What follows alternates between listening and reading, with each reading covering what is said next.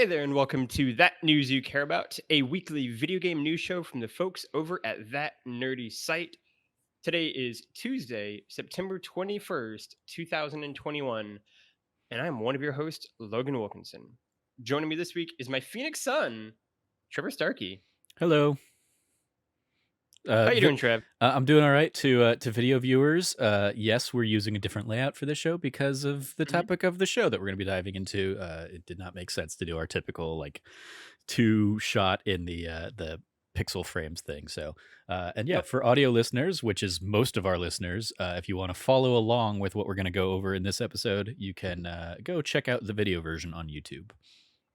Do it. It's going to be a good video version, I think, to follow along everything as it happens. Yes, as Trevor teased, this week's episode is a very special episode of the show as we are going to go through IGN.com's, you might have heard of the website, best video game of all time bracket that they've put up on Twitter and Instagram, where they have a list of the 64 best air quotes games of all time, and fans get to vote to pick the ultimate like fan selection for the best video game of all time.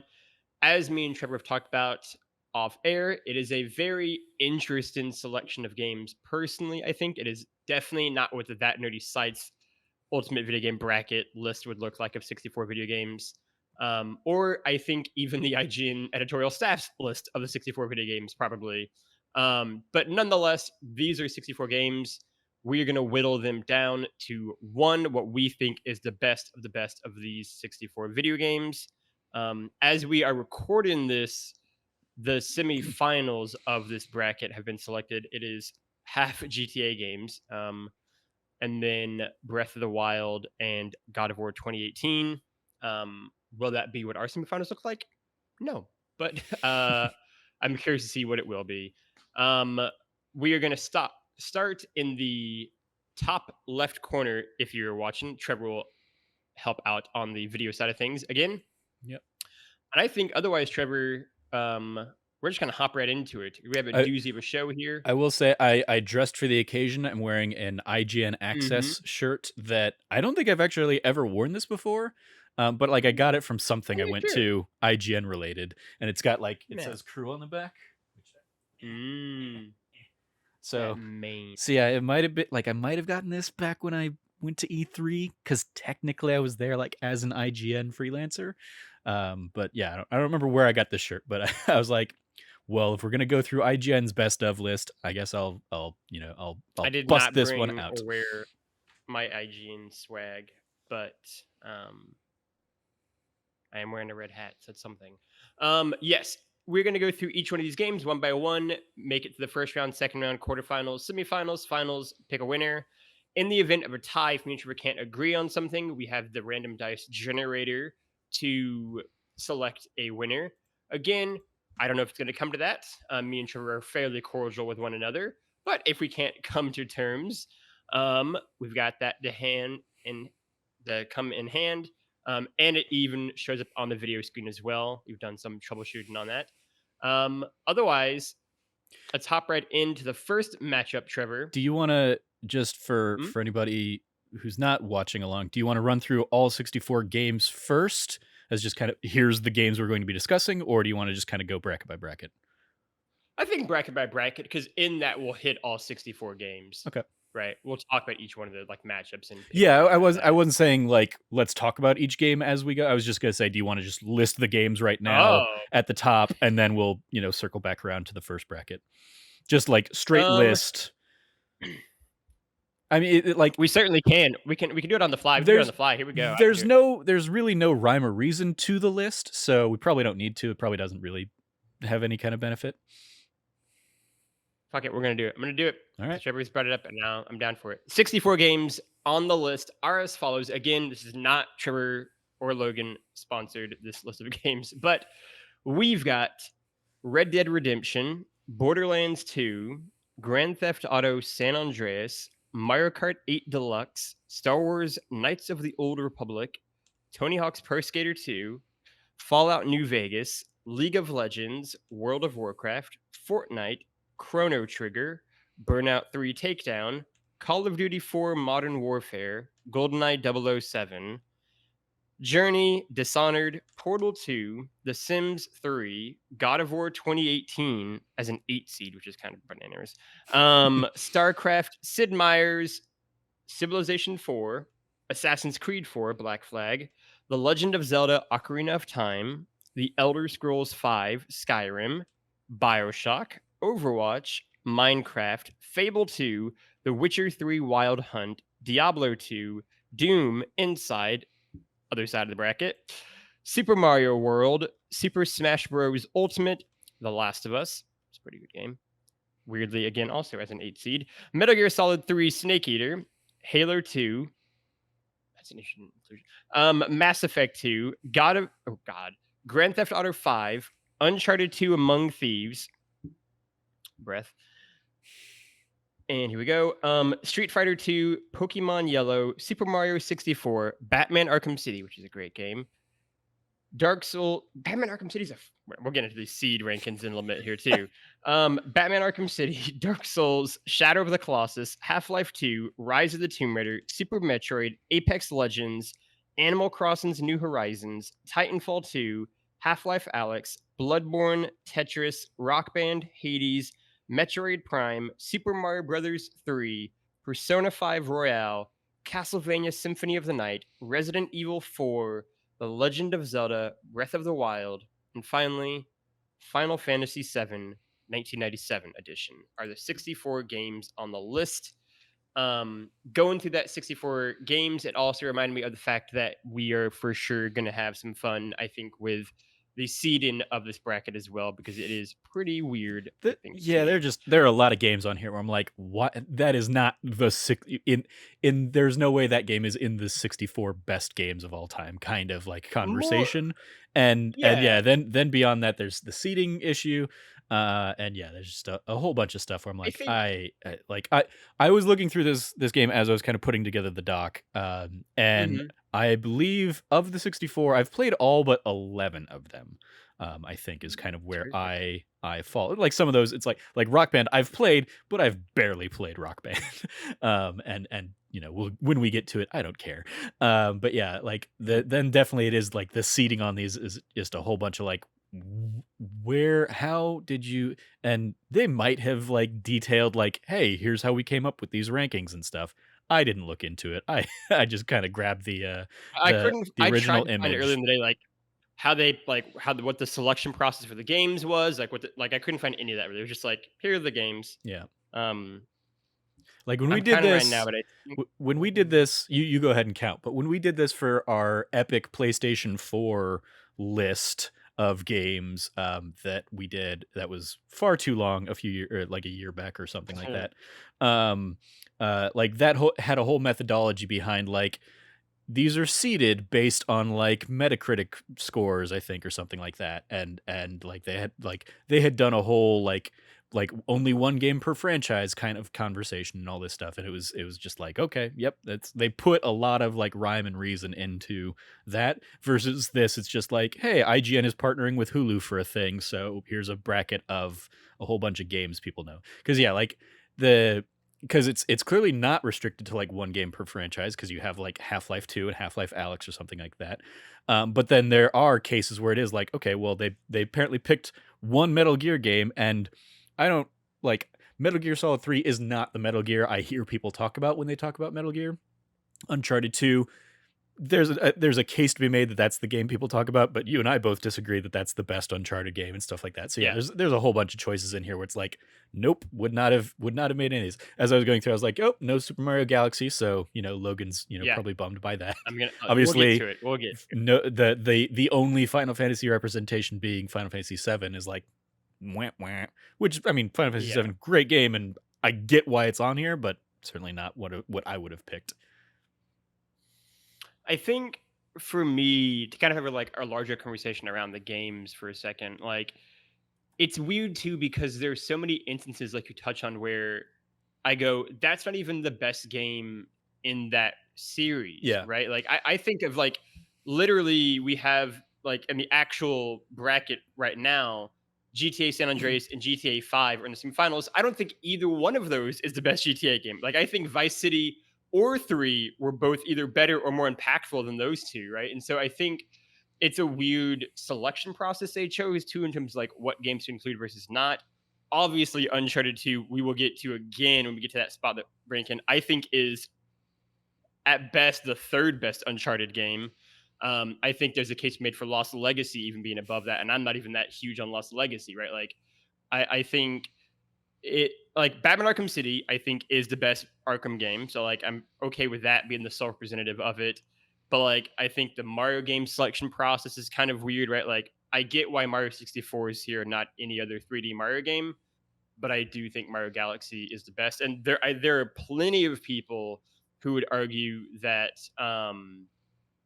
the newest 3D Mario game that I can't remember off the top of my head right Odyssey. now, thank you, Odyssey should be on the list, right? Who think that's the best 3D Mario game? I think they're just weird things picked, and there are a lot of very.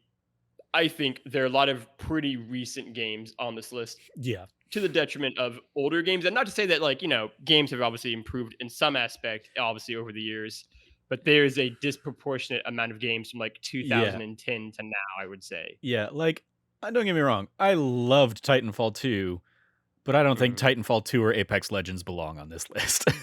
um, and Sure. so yeah, there's Arguably, I mean, Animal Crossing's New Horizons is like one that's I find like it's an yeah, interesting choice as well. it is definitely the most recent like big crazy surprise hit, and it's I would argue probably the best of the Animal Crossing games. But yeah, is an Animal Crossing game in the top 64 games of all time kind of conversation? Probably not. Um, Oh, also looking at it again, kind of as we do this list, Tony Hawk's Pro Skater 2, phenomenal video game. It is not the best Tony Hawk game. Tony Hawk Pro Skater 3, best Tony Hawk game. That I will allow is like somewhat divisive, but I think largely most fans would agree. And then yeah, obviously the big one is Call of Duty 4 Modern Warfare is not the best Call of Duty game. I know why it's on the list because it is such a huge impact, but like Call of Duty Black Ops did multiplayer better, had Nazi zombies, and did that better from what World at War had done, and then still to this day has the single best Call of Duty campaign, Black Ops. And Black Ops has a very like I would say pretty strong community around it in terms of like that being the best Call of Duty game. And the fact that Call of Duty only gets one representative, but some other series get multiple, whatever. Also, GoldenEye's not the best James Bond game, but that's a whole other. yeah. But your Nightfire love was never gonna make it on the list. This list, duh. But yeah, I mean, like in that same vein, like Dishonored is great, but Dishonored 2 I was just yeah. does everything Dishonored does, but better. I think, in my opinion. Um, and like I mean, some of these are like The Sims 3, not what I think of when I think of The Sims. And maybe that's just because that's around the time that I kind of timed out of The Sims. Like I was really Mhm. into Sims 1 and Sims 2, but not Sims 3. And then like Civilization 4 is probably like the least memorable or remarkable of the civilizations, at least in my mind. But again, that might Civ also be 3 colored by far. by Yeah. the like just the when those games came out versus like when I was playing PC, because like I don't really remember Civ 4 a ton, but like I remember Civ 5 and pouring tons of hours into Civ 5, and same with Civ 3 and Civ 2 and Civ 1. So yeah, it's just like, and like Assassin's Creed Black Flag I was just is that's gonna like be what I was gonna talk about. maybe one of the most popular ones, but it is, I mean, I would argue like there are at least 3 or 4 of Assassin's Creed games that even I, as a noted like Assassin's Creed like don't really like. In fact, I have like a almost a resentment for 4 at this point, because it was like the first one I really like got into and played, and then it tricked me into thinking that the series was good, and like I played through the Mhm. first few games Classic. beforehand and lost a Yeah. whole bunch of like, oh god, this sucks. But like I would say that any of the 3 new ones of Origins, THQ Odyssey, or, or yeah. Valhalla are better than Black Flag. And I want to give a shout out to Barrett Courtney over at Kind of Funny, who did like an Assassin's Mhm. Creed in review and put Syndicate up there as like his number one overall, in like his epic replay of the whole series last year. Um, so yeah, it's definitely like like Black Flag is just a weird pick. Like I get Yeah, why I some of mean, I these think are the picks they are, but then there are just others where I'm like, yeah. nope. Black Flag is weird too because I think Black Flag to me strikes me as a game that like everyone liked Black Flag, but I think there are way stronger feelings around the Ezio trilogy of games, right? Like two Yeah. and Brotherhood in particular. People love two and Brotherhood, right? Like especially if you're like an old school like Assassin's Creed fan, those are almost always your picks for the two best games. And if you're someone who brought in newer like me, you're gonna pick like Origins or Odyssey, or some people will say Valhalla, right? And so I think Black Flag is an interesting selection for that pick. And I also think, and this is like sort of a larger point, Black Flag, I think, is a good video game. I really do like Black Flag. But Black Flag is not a pirate game. And there's a lot of times in that game where you're not on a ship doing really cool things that I think aren't as great. And in particular, Black Flag is still an Assassin's Creed game where you can't crouch whenever you want. You have to be in certain areas in order to crouch. And like it just seems weird to me that we're gonna pick that. And like I think a lot of the like on land combat for Black Flag is still really lacking. Um, but the overlords at IGN and Hulu and the selection committee somehow felt differently. Fair enough. We're gonna rank the games. Let's get to it, Trevor. Beginning with the first matchup with the one seed, which I feel this is a legitimate number one seed, versus the 16 seed in Red Dead Redemption versus Borderlands 2. Um, what are your initial thoughts? I mean, I admittedly don't have like the Borderland or the Red Dead love that a ton of people do, especially even on that first one. Like obviously you and I have Mhm. very different or very we neither of us I think are fans of Red Dead Redemption 2. But versus like Borderlands 2 I've poured a ton of time into and just have like a good fun time with, but I will easily cede that Red Dead Redemption is a better game than Borderlands 2 here. Even if it's Yeah, I not mean, always my cup of tea. I think I would actually really love to play Borderlands 2. Right, like especially because we had this conversation a few weeks back actually on the show where I my introduction and really like only lengthy time of the series has been in Borderlands 3. I played it probably like a couple hours, maybe like 4 or 5, 6 hours of Borderlands 1 and none of 2.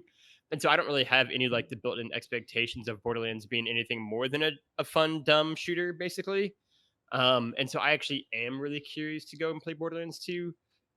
And I like Borderlands, but I think, yeah, I mean, for me, it is pretty obviously Red Dead Redemption, which I think is just a phenomenal game. Um, and which makes the sequel even more disappointing. Um, Next up, we've got Grand Theft Auto San Andreas versus Mario Kart 8 Deluxe. One of the weirder matchups we might be seeing. Um, Trevor, give me your thoughts. I mean, like Mario Kart 8 Deluxe is probably the best Mario Kart game, but I don't really care about Mario Kart games. Like and a lot of that comes from like I'm not a couch co-op person, ever anymore and like don't have like a family to play this with or whatever. And like the Mario Kart heyday was like Mario Kart, Super Mario Kart or Mario Kart 64 or something when I was like playing that with friends at like, my friend's house growing up Yep. or something like that. Whereas like Grand Theft Auto, San Andreas, um, yeah, I mean, like both of us again, I think on this one would much rather see Vice City on this list, but Hell yeah. of that kind of trilogy of GTA 3 era stuff, like I get why San Andreas is here. It's certainly obviously the biggest one and probably has the best story to it, even if Vice City is more fun and like I mean, like Vice City probably also has like a well, I don't want to get into the soundtrack because you've got the 80s versus like, 90s kind of hip hop scene based on their settings and stuff. But yeah, like I would still say San Andreas is the better game than Mario Kart 8 here. It's really interesting.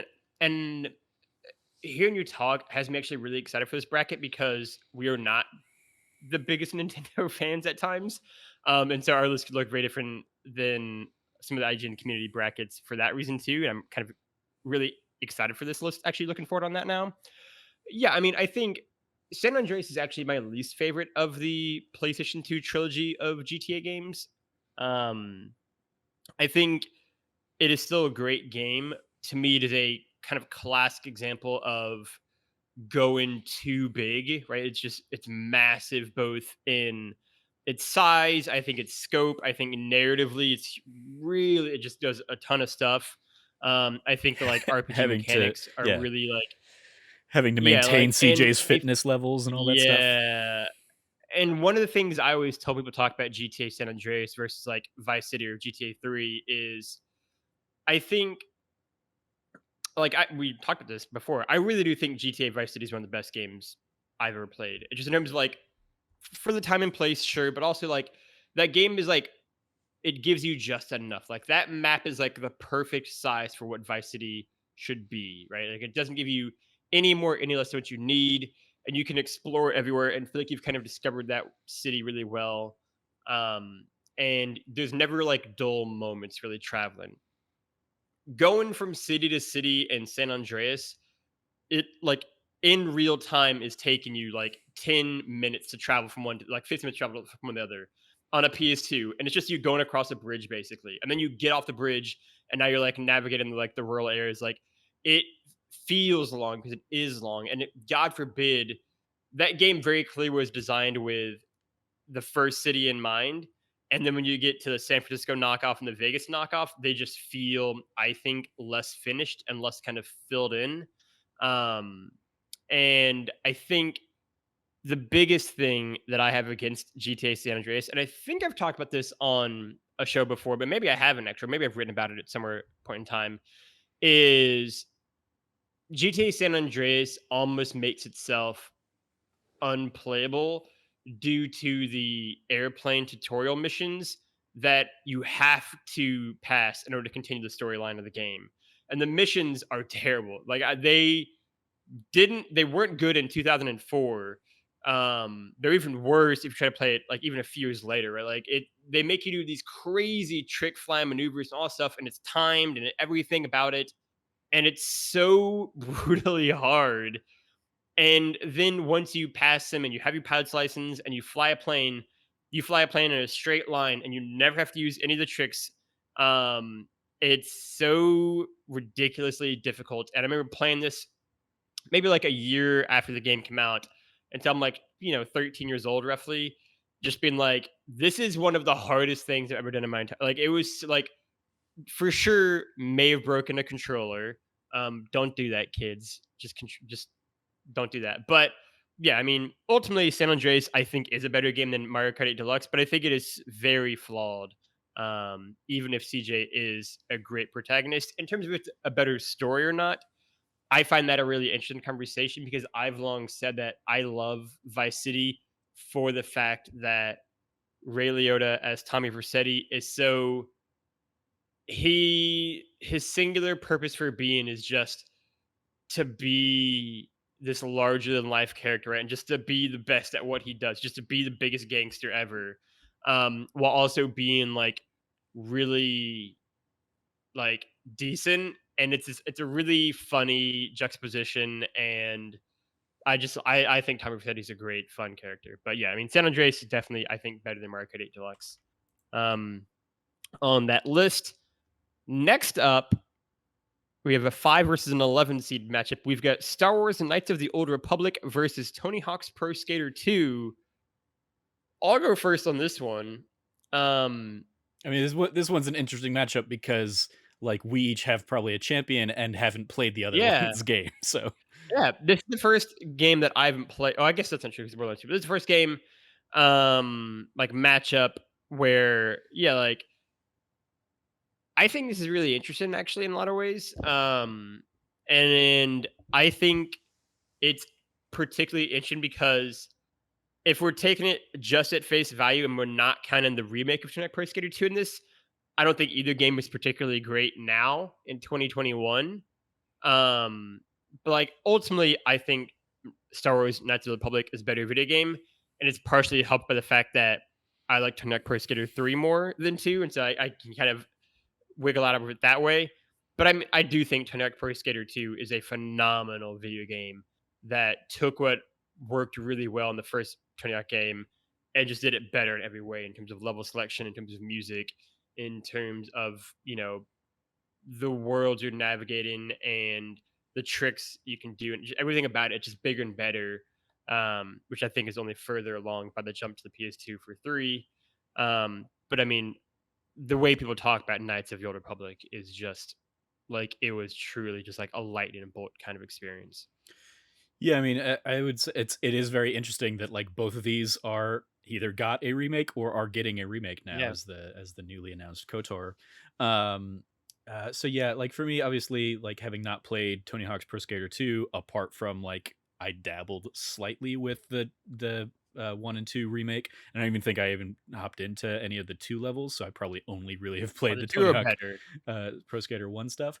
But I mean, yeah, if you go back to the original, obviously that one is probably harder to pick up now, and while the soundtrack's probably still great, especially because that's gonna Yeah. be a very nostalgic place in time for our Mm, generations and stuff. Um, like Knights of the Old Republic, I think is arguably one of the best Star Wars stories ever mm, told. I mean, especially outside of the films, but like even throwing the films kind of in there, like there are a lot of people out there that will talk about like Knights of the Old Republic as their favorite Star Wars story.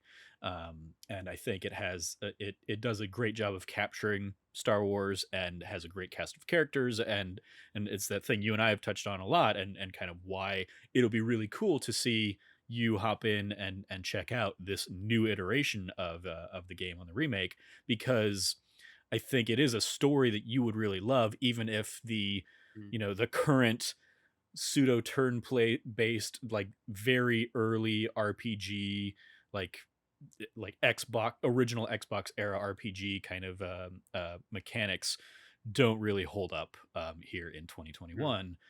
The story, I think, still really does, and the characters still really do, because they are kind of like the precursor to like BioWare's golden age of Mass Effect and Dragon Age.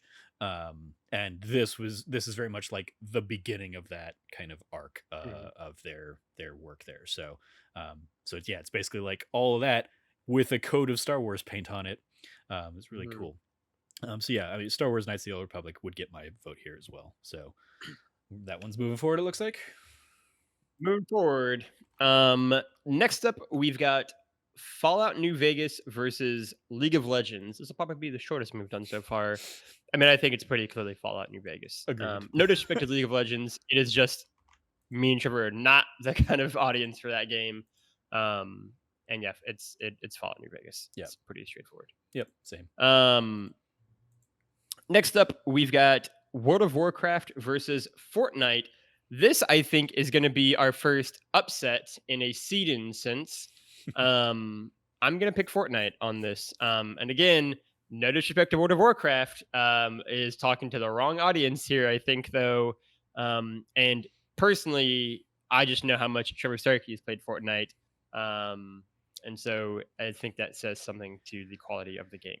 Certainly, I mean, that is absolutely like a very fair point. It's fascinating this as the matchup though, because you look at World of Warcraft as basically like the forefront of MMOs, and basically like what kicked off that whole genre of games. And Fortnite, while it wasn't the It's first battle royale, it blew PUBG out of the water so quickly and became the dominant yeah. battle royale. And every like and the kind of like when history looks back, it'll probably be like a footnote that PUBG was really like one of the first big ones, because like it's just so small compared to Fortnite. And then like on the flip side, it's like World of Warcraft being a MMO that requires a monthly subscription model versus Fortnite being a free to play game, is a whole other like very fascinating kind of debate here. Mhm. So like while yes, I've admittedly put more time into Fortnite, I would also probably argue that like World of Warcraft's longevity as I mean, like it's still going strong to Mm. this day. Even though it's waning, especially with all the Activision Blizzard stuff and all that, and the rise of potentially better MMOs like Final Fantasy 14. I don't think like I mean World of Warcraft was basically king of the hill in the MMO space for 10 plus years at least probably. Whereas like Fortnite, we'll see how long it lasts. It's a few years into a very dominant kind of run, but then you do have, your Call of Duty War Zones and stuff like that coming up, your Apex Mhm. Legends, and it is the market is being diluted, and like a lot of times it feels like Fortnite is really as big as whatever that season has going for it. Like there's Mm, probably a lot of sure. people that like come and go in Fortnite versus like a player base that has been with World of Warcraft for a long time. And admittedly, World of Warcraft's also going to have a lot of like, people coming and going with new expansions and stuff like that. But yeah, I would actually probably like I would probably stick with the seeding here and go with World of Warcraft. Um, Ooh. Okay. Yeah. I mean, that you'll convince me. I'll switch to World of Warcraft too okay. to avoid an upset. Cool, cool. And I say this Very having well put. I I say respect this having played Fortnite like basically while I was waiting for you to get set up. So, it. yeah, it's Yeah. That's very funny. So next up, we've got Chrono Trigger versus Burnout 3 Takedown. Um, I think Burnout's rad as shit. I really love Burnout. Um, but I will also say I haven't played any Burnout game in probably 14 years, at least 15 years since like 2006. So I cannot state to the quality of Burnout, since roughly the mid to late 2000s. Um, but I think Burnout's really rad. I think it's a very PS2, like it just reminds me so much of the PS2, and like that era of like weird kind of fun, like cartoonishly arcadey kind of games. I've never played Chrono Trigger. I mean, that I don't think I've ever played Chrono Trigger, certainly not in any sort of like memorable way if I have. But I I mean, know it's that a Super that game Nintendo is era very much beloved. RPG. Yeah. So if yeah, you probably haven't unless like you might have dabbled with it. I think it's on the SNES Classic, so you might have played a That's what I was little bit trying of to it think. there, Yeah. but like that's a game that like Chrono Trigger is I think often kind of credited as like the first game that really gave us a new game plus idea, and they did it in such an innovative way where it's like you can go through the story and then like you can go through new game plus and you can find different endings if you make different choices now that Mm, you like know that's the cool. the full story and stuff like that. That's And really doing it cool. at the SNES era of stuff was like really impressive from Squaresoft at the time. um so yeah, like that's I for me that's easily gonna get my vote. I would just weigh in on the Burnout thing because like I like Burnout is for me probably like the most like what is that game doing on this list of anything because Mm, I don't have that mm, Burnout. mm, mm, When I saw mm. this I was like, is Burnout the one? I when I won my Xbox at my high school graduation in 2003, it came with Burnout as like one of the pack-in games of like the box that they gave me, and I went like I returned that at Best Buy and picked up another game because I was like I don't care about this card game. But so I was like, was that Burnout 3? Did I like turn in one of the quote greatest games of all time or whatever? And no, it's probably like the original One of the Burnout or something like 64 that. best. Yeah. But yeah, so Um, so like I see Burnout on this list. I'm like I see seeing Burnout here and not like a Forza game or like a Need for Speed, which mm. I feel like those Gran Turismo. are probably like the more. I mean, yeah, Gran Turismo is certainly from like a name perspective kind of thing. Like those seem like the bigger heavy hitters compared to Burnout, which has just always felt like arcadey and like it has a niche audience, the niche of the niche from a Yeah. racing game kind of perspective. I think that's part of the thing, right? Is it's that community of Burnout fans are like in their 20s to like early 30s now, right? And I think Burnout feels very like mid 2000s, right? Like it feels very much like, yeah, you played Burnout and like skated and were like all these different things and like listened to like punk. Right? Like it very much has like that kind of mantra. So I feel like that the fans of Burnout are like really tied to it in a way where like I don't know how passionate some of the other fan based communities are. And also maybe just like there's an editor at IGN who really loves Burnout and like respect. Um, I would pick Chrono Trigger there ultimately. Yeah, that's where I fall on this too. Cool, cool. Next off, we have one that I actually think is kind of interesting, and is actually like a great 7-10 matchup, which is Call of Duty 4 Modern Warfare and GoldenEye 007. Um, this is really interesting, actually. I think I like so each is a groundbreaking, like landmark shooter that set the tone for kind of the next few years, or in Call of Duty's case, longer than the next few years. Like really the next like 15 years in shooters and games. I will say, and it's partially because it's a newer video game, Call of Duty Modern Warfare is infinitely better to play in 2021 than GoldenEye is. And I think certainly I would rather play GoldenEye, or I would rather play Call of Duty, excuse me.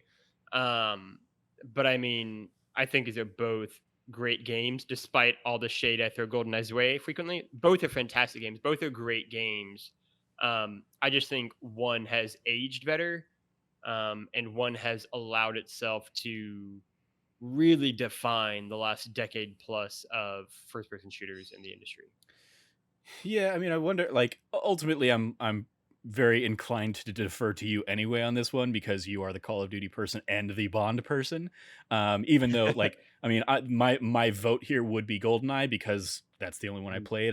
Well, no, I did play And you for Warfare sure play, yeah. when it got remastered. Like, I played that version of it. Oh, I did not play like that was the first Call of Duty I played. I picked up that Advanced really? War, the Call of Duty Advanced War set that had like the Call of Duty Modern Warfare remaster along with it to see because it was this like iconic Call of Duty title and stuff like that. So I wanted to like see what people have been talking about all these years.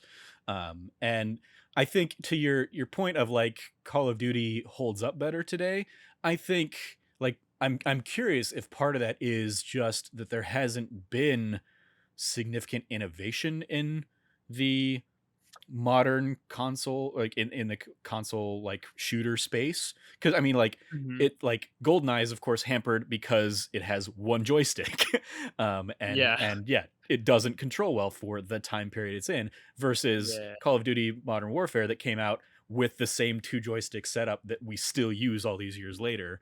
yeah, So like there's an element of like, I mean, all of the buttons are still the same. You could still go back and play that yeah, original Call of Duty Modern Warfare on like a modern thing, and yeah, it's not going to have the haptic feedback of a PS5 controller or whatever, but it's still going to play pretty much the same, even if a little more sluggish or whatever in that regard. Versus yeah, GoldenEye obviously very tough to go back to, as many of those kinds of yeah, those yeah, N64 era games are. Just like a lot of like the Wii era games are tough to go back to because you're locked into a stupid motion yeah. control kind of thing. So That's the like worst, yeah. Nintendo, the fact that Nintendo basically changes up their control scheme every generation, like yeah, it hurts Mm, GoldenEye compared to like compared to the Xbox and PlayStation generations that have largely been locked in for the mm, last 20 plus years.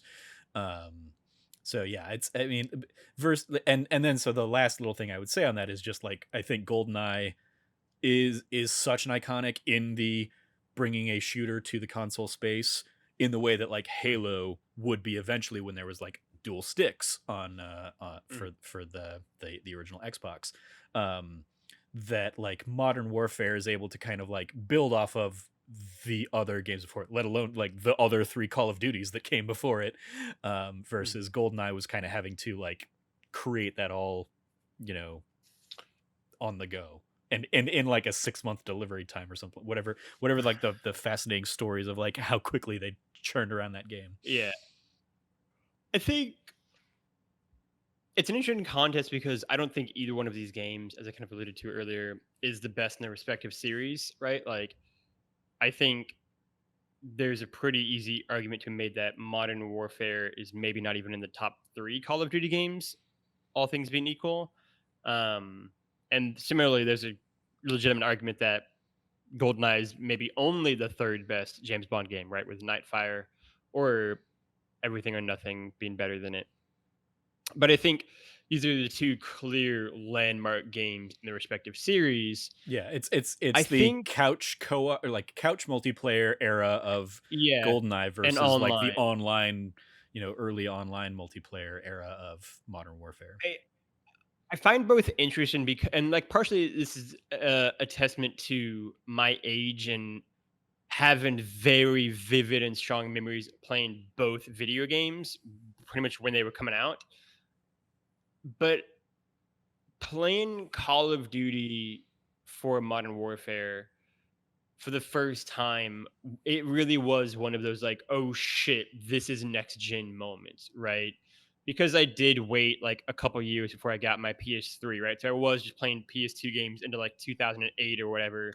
Um, that like when I finally got out and played Modern Warfare, it blew me away. Like I was just like, this is next gen graphics, right? And the plot twist in the game of like the nuclear blast and killing off the protagonist at the time felt like so shocking and so like like they did that thing, um, right? And it sort of isn't fair to GoldenEye in one level because I had no context really for the prior generations other than like Sonic, really. But again, really, they were all kind of played at the same time because I was like of my age that like I played Sonic on the Genesis and GoldenEye and Mario 64 like pretty much all at the exact same moment. And so it didn't feel like this is a I've never played this before moment. It was just like I'm six. This is just what video games are, really. And so like that is something that I think is fair. But I will say I do just think that Call of Duty is the better game, both from a story perspective and from a multiplayer enjoyment perspective. While also again saying, I mean, GoldenEye is a phenomenal game, right? And I've easily put hundreds of hours into both these games without even having to think about it. Yeah. All right. Cool.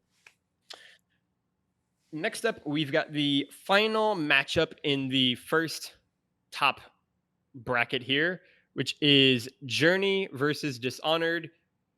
I mean, it's Journey. And like this, it's no disrespect to Dishonored, but I mean, and I'm not even Journey's biggest fan. I would have loved to have a few different games ahead of Journey on this list of the same ilk, whether it's Emily's Away or Thomas Was Alone or The Infinite Swan, maybe. But Infinite Swan's really great. But Journey is phenomenal, right? I mean, I think Journey is just such a beautiful video game, and in a list that is not that full of indie games, I think it kind of gets put as like the symbol of indie games, and I think I'm totally happy saying Journey can advance into the second round of the top 32, um, ahead of Dishonored. Despite Dishonored being a game that I'm really interested about and really curious about, but I mean, for me at least, it is Journey. Yeah, I mean, for me, like of these two, like I would way rather play Dishonored. Like Journey is one Sure, that just like maybe it was one of those that was so overhyped that like and I mean like I played it like when it came out kind of thing and I was just like I don't see what everybody else is seeing about this game. sure. It didn't click for me in that way that like Mhm, is transcendent to people that like talk about Journey, like mhm, Ben Bellevue talking about it as like his favorite game of all time and stuff like that. I'm just like I don't mhm, like it's a very pretty, very kind of meditative experience, and certainly falls in line with that game company kind of like the Flow and mhm. Flower games that came before it and stuff. But it's Flower's just great. like I mean, yeah, it's there. You kind of you go from like one point to the other, and that's what you do in this game. And there's this like, vague. You don't really know it's happening, or at least I mean I didn't really know it was going on until like the credits roll or whatever.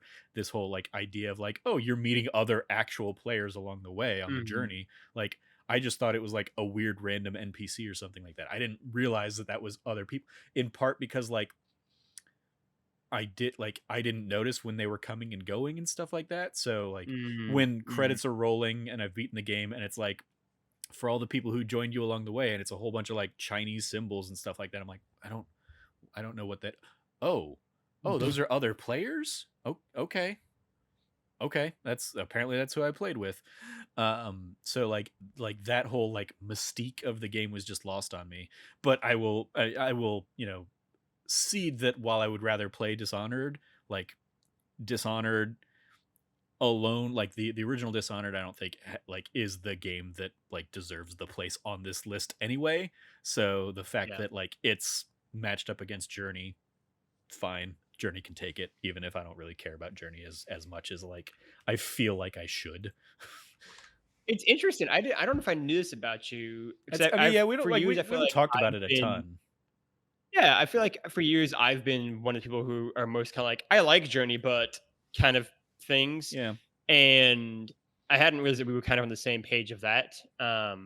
Again, I the example I always say is that like the Unfinished Swan, right, or Emily's Away did but Unfinished Swan in particular. That game did basically what Journey did for a lot of people in terms of being like this like quiet indie experience that like really hit with an emotional punch. And like Unfinished Swan has always hit me way more than Journey, What Remains of Edith or even Finch. like what remains of Edith Finch. I mean, like obviously built into that game, which is one of my favorite games of all time. That I think is like really truly like just absolutely beautiful and tragic on so many levels. Like I think the fact that What Remains of Edith Finch wasn't my game of the year that year is a testament to the game that ultimately was and how much I love it in terms of Hellblade. But I mean, yeah, right. Like there are so many other indie games that have spoken to me more than Journey. But again, on a list that I think is pretty lacking in terms of indie games, I'm more than happy to kind of help push one forward into the next round. Yeah. Um, so that ends the first bracket. No upsets yet. They are going to be coming though. Um, Hopping into the bottom left bracket now, bracket pink as we are going to call it Yeah, here. I did Um, just keep the original colors that I had in this document from the PlayStation version that we did. That's why they're the Perfect. PlayStation button colors. So Love it. this was originally the square Um, bracket. we've got Portal 2 versus The Sims 3. This is a really weird. I mean, like, as someone who's never played Portal 2, it's really weird for a lot of ways. But I mean, this is just like a really bizarre matchup. I mean, I'm gonna pick Portal 2 despite my love of The Sims. Um, but I'm sure you can speak more eloquently to why Portal 2 should advance to the next round, Trevor. I mean, Portal 2, yeah, I think I would put it above again, especially like the Sims 3. If this was like the original Sims or like SimCity 2000 or something like that, it'd be like, "Oh, this is, Hell you know, yeah, this is a little bit more of like 2000. a debate." But the Sims 3 is just like that's well past the time that like the Sims like peak was there. Whereas Portal 2 took these cool ideas that like the original Portal game introduced in like a, you know, a very short 2 hour kind of experience, and just built on them like tenfold, to give us a Mhm. you know significantly chunkier Portal experience with phenomenal first person shooter puzzles. Like you're not trying to kill people in Portal 2 or Portal 2. It's taking the Half-Life engine and basically saying like how can we use these ideas and these mechanics and create, you know, this puzzle thing. And like the thing I would really like, let alone Portal 2 just being a very fun game and like Mhm. a puzzle game that gives you all the tools and doesn't hold your hand so much. It introduces things as Half-Life does, as Valve, as like those games of that era of Valve like are really great at doing, of like, here's a new mechanic, here's a very simple use of this new mechanic, and now we're going to kind of let you free on like the harder versions of it and let you figure out the puzzle yourself. They do this in spades, like wonderfully throughout as they introduce new elements. Portal 2 gives you like different gels that you can use that'll like speed you across the map or let you bounce and stuff like that. And it it does all of these things in such a fun and innovative way, while also having Stephen Merchant in your ear or Ellen McLean as GLaDOS, as like just telling fun jokes and banter and like making fun of you when Mhm. you screw up or something like that. But also like you feel so accomplished when you solve the puzzle, especially if it's like a puzzle that you're like trying to figure out for like 5 minutes, and then you finally like look at something in a different way and say, oh, if I shoot my portal gun there, I can jump out and use the momentum to get where I need to go or something like that. It was like an incredibly satisfying experience in that regard. And I think it's fascinating talking about now in the context of one of the big games that I'm not playing it, but I see it everywhere right now, is Splitgate, that's basically taken like Halo and Portal Mm, mechanics and like mashed them up in a multiplayer shooter, and it's just that idea of like using a portal gun to like create a traversal between two disparate points in time is just such yeah, a great idea that Portal introduced, and then Portal 2 just like almost perfected on every level. Like I would love a Portal 3 game if we ever get it. But who knows? yeah. Valve notoriously is not great with the number 3.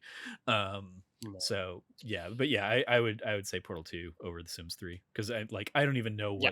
what The Sims 3 and Sims 4 felt like they got to the point, especially if you were someone crazy like I was, who was like buying all the expansion packs of the other games. Every time you like moved up a generation, it felt like a step back because they would come in with like Mm, a depreciation of features that they were going to then yeah. roll out in future expansion packs and stuff like that. So like I remember just being like, I don't care about The Sims as much anymore now that it also got almost too real in some points, and they just got too in the weeds of Mhm. like, I don't really want to spend my time doing that much micromanagement on these people's lives. So yeah, Portal 2 takes it for me. That's yeah, that's what I always say too, is it I really enjoy, but they always give me like a weird like existential crisis when I like get too into it, and I just have this moment of like, this is I could just literally be doing this, and it always just like freaks me out. I'm like, I can't, like I can't do this, because I'm literally just like playing a life. So yeah, I mean, for me, it is definitely going to be Portal 2. Moving on to the next installment, we've got God of War 2018 versus StarCraft. And this, to me, no disrespect, is one of the easier choices and weirder battles on the list. I mean, it's God of War 2018. I think we both will agree on that, considering it's your favorite game. Yes. Um, but I also think it's like kind of doing StarCraft dirty. It's like a really brutal matchup.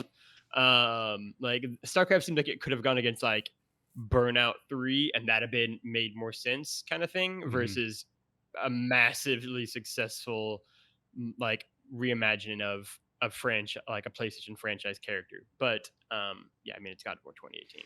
Yeah, I mean, like I going back to like the World of Warcraft conversation, like I grew up playing Blizzard games and playing like the Warcraft games, not World of Warcraft, but Warcraft 1, 2, 3.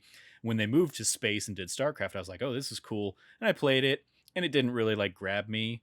Um but even here, like in this conversation, I'm like, why is StarCraft on this list versus StarCraft 2, which Yeah, it's again a is weird. is like that's the one that did things so much bigger and better. And like kept a player base going, it kept the RTS genre basically alive for quite a ways. um so yeah, it's weird pick here, but yeah, I even like I was going through like my old computer games that are like off camera over there a couple days Mhm. ago, looking to try and tweet out to something to somebody of like, hey, I had that game too or something, and I saw like an old copy of StarCraft. I was like, oh, I did have StarCraft. Okay. It's like it's like one of those things of like, I played it. I don't have any like concrete memories of playing, and I was probably by that point I was much more of like an Age of Empires kind of person or something like that. But Hell yeah, you were. Hell but yeah, yeah, you I were. mean, StarCraft was certainly iconic. But yeah, I think it is another one that's just like, this is a weird pick for this list. Yeah, um, I so agree. yeah, God of War 2018. Yep. Next up, we've got another interesting matchup. I'm actually kind of curious to see where you'll come down on this. We've got Sid Meier's Civilization 4 and Assassin's Creed 4 Black Flag. I think is a fun one because a little bit like Call of Duty and James Bond, I think we each think these are neither one of the best games in their respective series. Hmm. Um, but they're also two series that we each do like to some degree, considering your much publicized where they I want their I relationship with get the Assassin's Creed. platinums in the Assassin's Creed games, even if I hate them. Out of spite, yeah. They are they are Trevor, where are you they at with me? are the Assassin's Creed games are like the 7 out of 10 games for me where I'm like, if there's nothing else to play, I'm fine playing an Assassin's Creed game, even though I always wish they like controlled better or felt better to play and stuff like Mm, that. mm, Um, I mm. mean, like I mentioned, I think when we're kind of doing like the rundown of everything, like Assassin's Creed 4 Black Flag is the one that got me to really give Assassin's Creed a shot. I I I had picked up the original Assassin's Creed probably around the time everybody's like like going nuts about the Ezio trilogy and stuff like that. And I tried playing the original one on like the PS3 and was like, "Oh my god, this feels like a big old chore to try and like play through this game." Mm. And so at the beginning of the PS4 era, when I was like looking and clamoring for things to play to the point that I played like NBA 2K and FIFA, I also picked up Hell Assassin's yeah, Creed you 4 did. Black Flag and put a ton of time into that game. I didn't platinum that one, but like I did a fair portion of like clearing out that map and it was the first Assassin's Creed I finished and stuff like that. And it got me to go back and give the PS3 era ones a shot. I basically played all the way up through. I basically gave up during AC3 in that run. Right, right, And right. then have largely played like apart from like Rogue and Syndicate, I think I've played every one of the mainline Assassin's Creeds since, at least to some degree. So yeah, it's the one that, for better or worse, got me into Assassin's Mm. Creed. Um, but I also like the fact that that game is so like it removes all of the verticality that like made Assassin's Creed a thing up to that point and would make Assassin's Creed a thing kind of again moving forward. Like it does feel like very like you're always low to the ground. You're never like doing the cool parkour stuff across the maps or anything like that. So like it feels like it's missing elements, even though yes, it added like the pirate ship element, which was fun. Um, and then like Civilization 4 again, not the Civilization that I have like the fondest memories of, but I guarantee if I booted up a game of Civilization 4, I would put the next, Yep. 12 hours into playing Civilization 4 and just play kind of game after game. Cause I mean, the formula doesn't change drastically across them. No. It's just a matter of like, okay, like what things am I building in this one? What units am I, putting out there in the world versus these other ones? So like I would still put this for Civilization 4. But at this point, like in both these cases, it is kind of like I'm really like each of these is serving as a placeholder for their franchise because I think there are better iterations of both these games. I mean, the last time I really got into Civilization, it was I think Civilization 5. Are we at 6 now? I always forget. Um, Whatever is the one that I like could play on my PS4 a couple years ago and just like lost a week or two just playing like round after round after round after round after round. So like it's so easy to just fall back into and enjoy. Whereas yeah, I certainly have a much more love hate relationship with Black Flag or Assassin's Creed in general. Yeah, I mean, I think Civilization is one of the best made video games that are out there, and I'm kind of incorporating the whole series. I think those games are just so well made that it doesn't matter if it's 1, 3, or 6. You can just kind of fall back into it again so seamlessly. The Civilization series is a little bit like what I feel like Microsoft Flight Simulator was for you and your dad, Mm. right? Where you had this kind of like bond of like playing these games and flying through, Phoenix or wherever it might be. My dad does not play video games. He's a dad. Right? Like of the boomer generation, technically and so the one exception to that really aside from like Rock Band with the kids is he loves Civilization.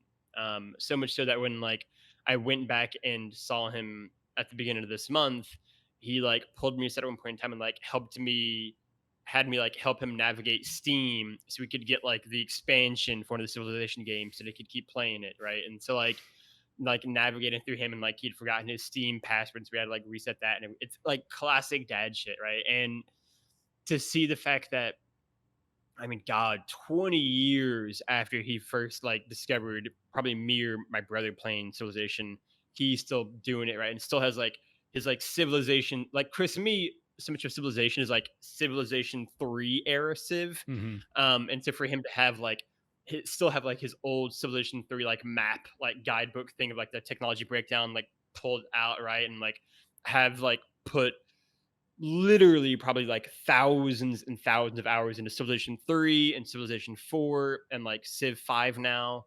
And they are up to Um, 6. right? Like, I did check.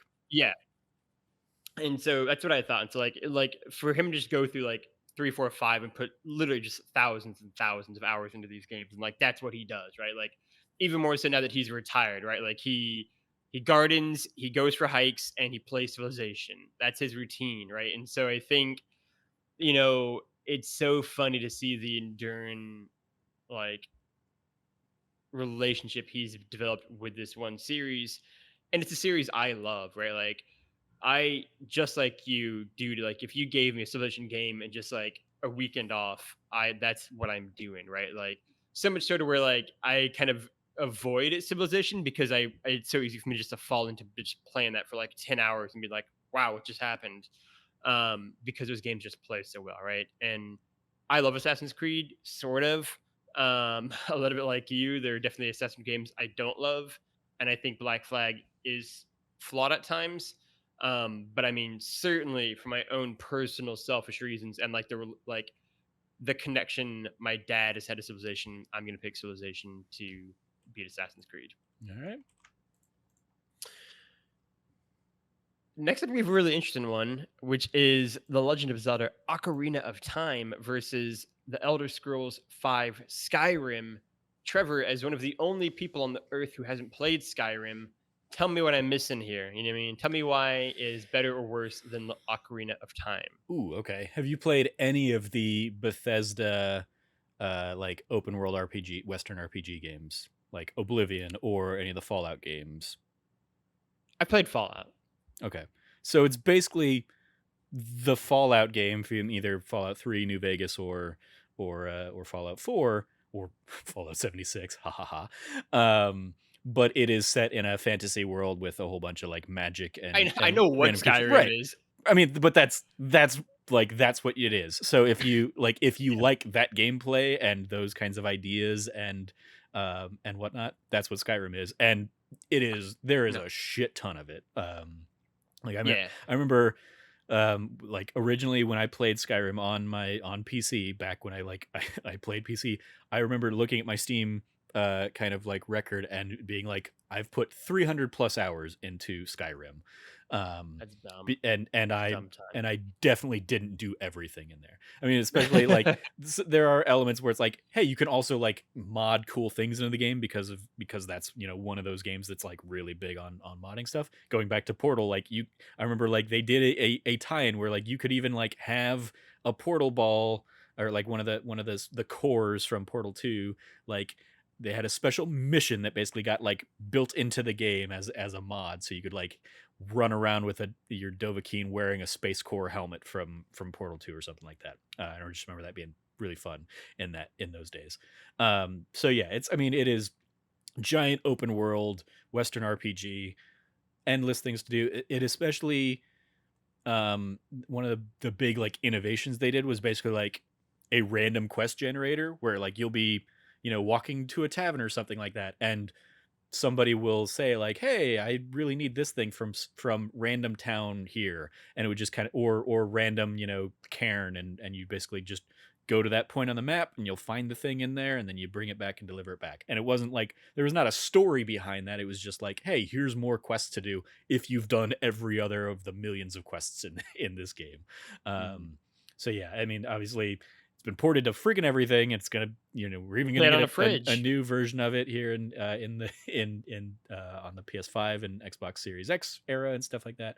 Um, versus Ocarina of Time, which has its own, you know, uh, um, art fan base, I guess. Is that have you People love played? Ocarina of Time. I think I mean, yeah. Yeah, I mean, Ocarina of it is Time was the often first like ever Zelda game the that I beat. Yeah. okay. It is often like the number one game of all time on those kinds of lists and stuff. Ocarina of Time. It's not my favorite of Zelda game, as you and I have talked about many times over the years, and it's one that I Mhm. think, especially like going back to the like, does it hold up or not conversation? No, but it's also it. I mean, for the same reasons that GoldenEye doesn't. Do any It's Zelda from the games do. N64 Right. era. um, I played Ocarina of Time on the DS, that a buddy of mine, actually sent me, um, his DS. I think it is good. It is probably out of the Zelda games I've played, which is pretty much like all of the ones minus one I actually want to play, which is Wind Waker. I probably enjoyed Ocarina of Time the most. But I also think that, my feelings on Zelda as a series as a whole are pretty well known. I do think I followed a guide very closely for Ocarina of Time because I'm just like, I want to play this. I want to go through it quickly. I want to see what it's about. I want to get, experience the game. And also because like I don't want to spend a lot of time solving shit. That sounds really not my kind of cup of tea for a 25-year-old video game or 20-year-old video game, whatever it was at the time. Um, I ultimately will pick Ocarina of Time in this matchup, but I will do it in a very lukewarm manner. But I will pick Ocarina of Time. It's got great music. I will give it unquestionably that.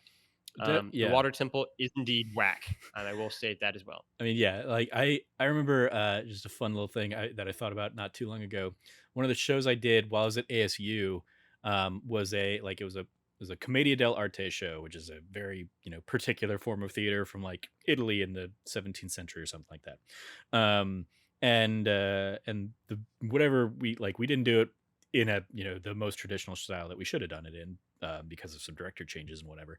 But I remember that the sound designer who was like the electrician for the school, like I remember going into tech rehearsal for that show and hearing the Saria's song, which is like the song in the forest or whatever, Mm, like yes. playing, and he used that as like a sound cue for like when we were walking through a forest kind of thing to like introduce the scene. I was like, this is the first time I've heard a video game song like used in Yeah. like the real world kind of thing, and like it's like I don't think he thought it was as recognizable as it was to anybody that has played video games really.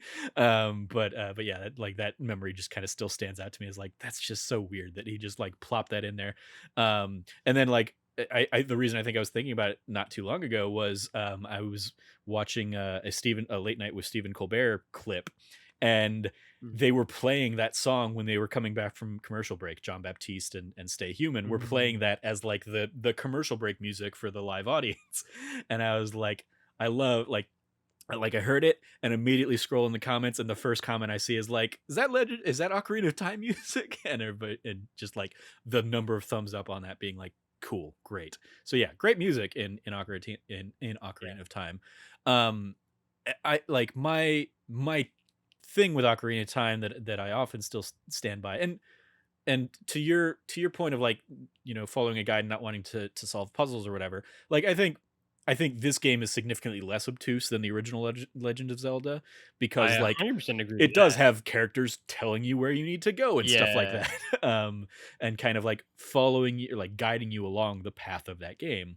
My issue with it has always been that Link to the Past, which is probably my favorite Zelda game, did everything that Ocarina of Time does first. They just did it in 2D, and then Ocarina of Time came and did it in 3D, where it's like, and that game really set the template for what Zelda games became for many years, of like, okay, go and collect 3 of a thing and then go collect 7 of a thing. And you see that in Ocarina of Time, you see it in Wind Waker. I think it's in at least some of the other games, but admittedly I kind of like fell off after Wind Waker. I had like Skyward Sword, didn't really play. I've repeatedly talked about how much I don't like Breath of the Wild, which we'll get into again later. We will, yeah. And Twilight Princess, I don't think I ever sat down with either. But like that is the iconic Zelda that I think of like collect 3 of something and collect 7 of something and then go fight Ganon. And that's pretty much what Link to the Past did, and then Ocarina of Time just did it in 3D. And the games Yeah. media slash games industry right now is my generation of people that like that was mind blowing, and I think they're very fueled by nostalgia. So of these two, I would personally go with Skyrim, because I think Ooh. it is a I think that it is a like it is a pinnacle kind of game of what it is doing, whereas Mm, I don't think Ocarina mhm. of Time is. I think Ocarina of Time and Zelda has been better since, and it was better before. But it's an iconic Zelda game. I will not argue that. But yeah, I would put Breath of the or I wouldn't put Breath of the Wild above Ocarina of Time, but I would put Link to the Past. I would put Wind Waker above um, Ocarina of Time in my personal rankings. Um, so, do we need to go to the dice on Mm. this one, or do you want to switch over to Skyrim? I will Maybe our say, first upset. yeah, I will allow for Skyrim to slide in and be the first upset of the I show. mean, it's basically both of us. I Uncontested. think are going to basically like whichever one of these is going is we're going to sacrifice to Civilization 4 next, based on our Oh appreciation yeah. of that series. So, all right, Skyrim Um, advances. First upset. And Next up, and I we've will got. also just point out Skyrim remastered many times and in VR. Mhm. Ocarina of Sure. Time only got that DDS rest that 3DS remaster or whatever. So Yeah. really kind of they just don't care about that one. Clearly can't be that great of a game if people That's a aren't great point. clamoring for it. That's a great point, actually, I think. Um, Next up, we've got Bioshock versus Overwatch. For me, this is I mean, like, I I've mean, played it's Overwatch. Bioshock. Like I think we're both Yeah, on it's Bioshock. but it's Bioshock. Yeah. That can be pretty short. It's Bioshock. Yeah. We'll get more into that in the later rounds, I'm sure. Next up, we've got Minecraft versus Fable 2. I couldn't. This is the matchup I give the least anythings to. I have no strong feelings in either one of these games. I totally defer to you. I mean, I would go with Minecraft just for like, global mindshare of Minecraft Impact. compared to like Fable 2. Like I have more memories of the original Fable. I played Fable 2. I don't remember really anything iconic of Fable 2, but that was also, Yeah. just I wasn't really too much of an Xbox person at the time. I was like on my Xbox, I was a KOTOR guy, not a Fable guy. Mhm. I played the games, but yeah, they were not not really what I was looking for. So even though I've never played Minecraft, I would say Minecraft is probably the better game. Minecraft makes it to the next round to be the sacrificial lamb. Uh, After that, we've got The Witcher 3 Wild Hunt and Diablo 2. I would say for me, this is going to be The Witcher 3. And I haven't even played The Witcher 3 really, like 15 minutes of it basically. But it's going to be The Witcher 3. I mean, that game left such a dent when it came out Yeah, 5-ish years ago, roughly. yeah, Time yeah. slows It down. was what 2014, 2015. God, was it? God, 6, 7 years ago? One of Okay. those. Yeah, I mean it was the same 2015. It year was supposed to be as 2015. Fallout Yeah. 4 and Metal Gear Solid 5. So I think that was And for me, it was the same year as 2015. Rocket League and Yeah, Dying Light there you go. and okay. Yeah. Life is Strange. Yeah, I'll give this Witcher 3. to Witcher 3 as well. Like Diablo 2, I remember like playing a ton of at the time, and I'll be curious, Single sec. especially with everything going on right now, really around the remaster of Diablo 2, if it's gonna find like a new audience amidst all of the again Activision Blizzard stuff going on. But for me, it was just like, I this was probably around the era that I was kind of stepping away or just being less engaged in the PC space and moving more into Nice consoles. choice. So, so yeah, like I put a ton of time into Diablo 2, I'm sure, but I have almost no actual memories about it. It very much was, and maybe this is just kind of like the looter Sure. shooter or the looter games in general of like because I Sure. was on a constant chase for gear, it was never like I never felt like I was done with that game, or I never felt like big iconic moments. It Mhm. was always just like I'm clicking to kill everything on screen, and then I'm clicking to pick up all the gear, and then I'm equipping it to try and make myself a better character, and then just rinse and repeat. I probably put more time recently, certainly into Diablo 3 a number of years ago, but even that was like Mhm. early PS4 era. I've not been inclined to do any Diablo stuff in many years. Witcher 3 it is. Yeah. That takes us to the final matchup, and this is one that I will say we have Doom versus Inside. It doesn't specify which Doom it is, Yeah. and again, God of War, it had 2018 next to it because I had been walking into it assuming it was the modern Doom, but I might be mistaken in that assumption. I'm not really sure Yeah, I mean, I because it would will definitely change my answer. yeah, I would guess it's probably the original Doom because I feel like the modern Doom is more off it's like Doom 2016 is how people refer to that Doom. So if it were Doom Mhm. 2016 that they were looking for, I feel like they would have put 2016 versus like the original Doom, which, iconic in its own right. Um, and so yeah, like I mean, but I will defer to you of like which one do you want to like you're the host and in lieu of us like going If and w looking to see if they yeah, specified in one of the tweets about it or something like that. if we're saying it's the original Doom, we'll say it's the original Doom, I'll call it that way, and then I will then say, "I'm gonna pick Inside," right? And I say that as someone who, you know, infamously didn't love Inside, right? I thought Inside is a game that is very full of itself, and is, like, I love that you and I are really basically on the same page for Journey and Inside, and I'm finding that out in this. Like I hate Inside, and I hate people's love of Inside because I I mean, for a think lot of the same like Journey stuff I mentioned about Journey, I'm just like, yeah. it's just a very bad platformer with a very up its ass story. I think the difference for me, like, I think I would if like I would much rather play Journey than Inside. I think the thing for me for Journey is that Journey, A, it's shorter, but B, it is still a beautiful experience Yeah, and it does tell a story that is ultimately like makes sense in some aspects and like it's nice, right? Inside is Inside just is one bleak that and like sad. it's bleak, it's sad, and it's total bullshit. Like there's no like Inside, I am upset about still because you get to the last act and it's built in a really interesting way, seemingly. And then the final act happens and it's just totally them saying, we're just going to throw everything at the wall and see what sticks. And like, here's a giant spaghetti monster, like almost literally. And it's like, okay, like how, like, and it doesn't give you any sort of way to like piece any of this information together. It just like ends and it happens and it's like, okay. And it's a story that seems so full of itself. And despite all of that, I still think it's better than the original Doom. Mainly because I think there's a Doom game that's better than the original Doom. It came out in 2016, like you said. Arguably, there are two Doom games in the last 5 years that are better than the original Doom.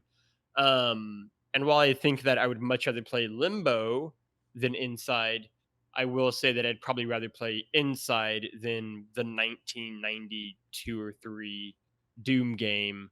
And that despite Inside's very much full of itself attitude, it is still great at moments.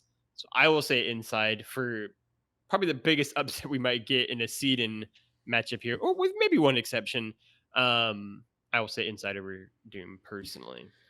I mean, like this is one I don't look at for like which would I rather play because like yeah, I wouldn't really want to play either of them cuz yeah, the original Doom is absolutely like a chore to try and play now, even though Yeah. you can play it on almost anything. Like this is one like I remember Mhm. playing Doom on my TI-83 calculator and stuff like that. Like when people figured out how to It's start in doing Doom that. 2016 too. Yeah, exactly.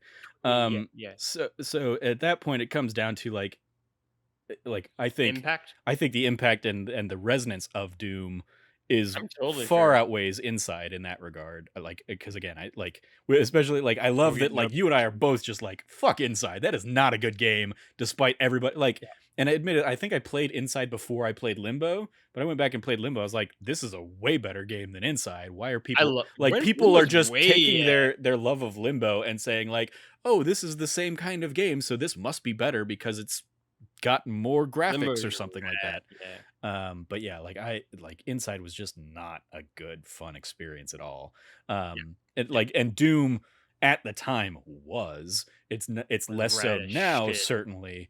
But yeah, like the ideas that Doom put in and kind of like obviously because Wolfenstein 3D would have been like the first of the first person shooters, but then Mhm. this was the evolution that like really kind of set the groundwork for what would continue to come after. So I would still give this to Doom over Inside myself. So Okay. you wanna I'm totally content to give it to Doom. all right. Nope, I'm totally content to not give Inside any victories. Cool. Cool. I do not need much sway in on that. All righty. Um, so that ends the pink bracket. We jump over to the red bracket, which is maybe possibly my favorite of the brackets in terms of games listed.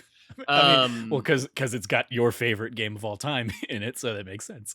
it's a pretty great list of games though. To be fair, there's 16. We begin with Super Mario World versus Super Smash Bros. Ultimate. I don't think this needs that much time to be spent on it.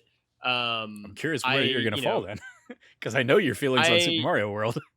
Yeah, much talk about the fact that I don't love Super Mario World. I still would rather play almost any video game at any time than the Smash games. They've just never been for me. I don't get it. I'm not good at them. I don't enjoy it. If you do, shout out to you. I love that for you. I'm happy for you, but just not for me. I still love Mario, so I would pick Mario World over any Smash. All right, I mean, I can go with that certainly. But I would say that I think Smash Ultimate, especially for like just the off the wall, like holy shit, they're like all of the thing like they've put They're doing it. every Yeah. other like every character from every Smash game into this one and are just Mhm. continuing to pull from like every other thing that you wouldn't expect to go in there is like a feat that we will probably never see in games again apart from like Fortnite.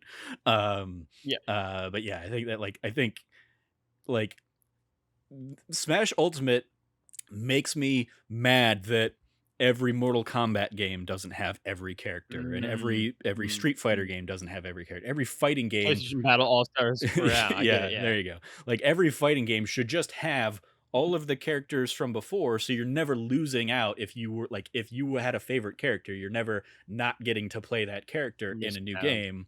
It should just always be additive.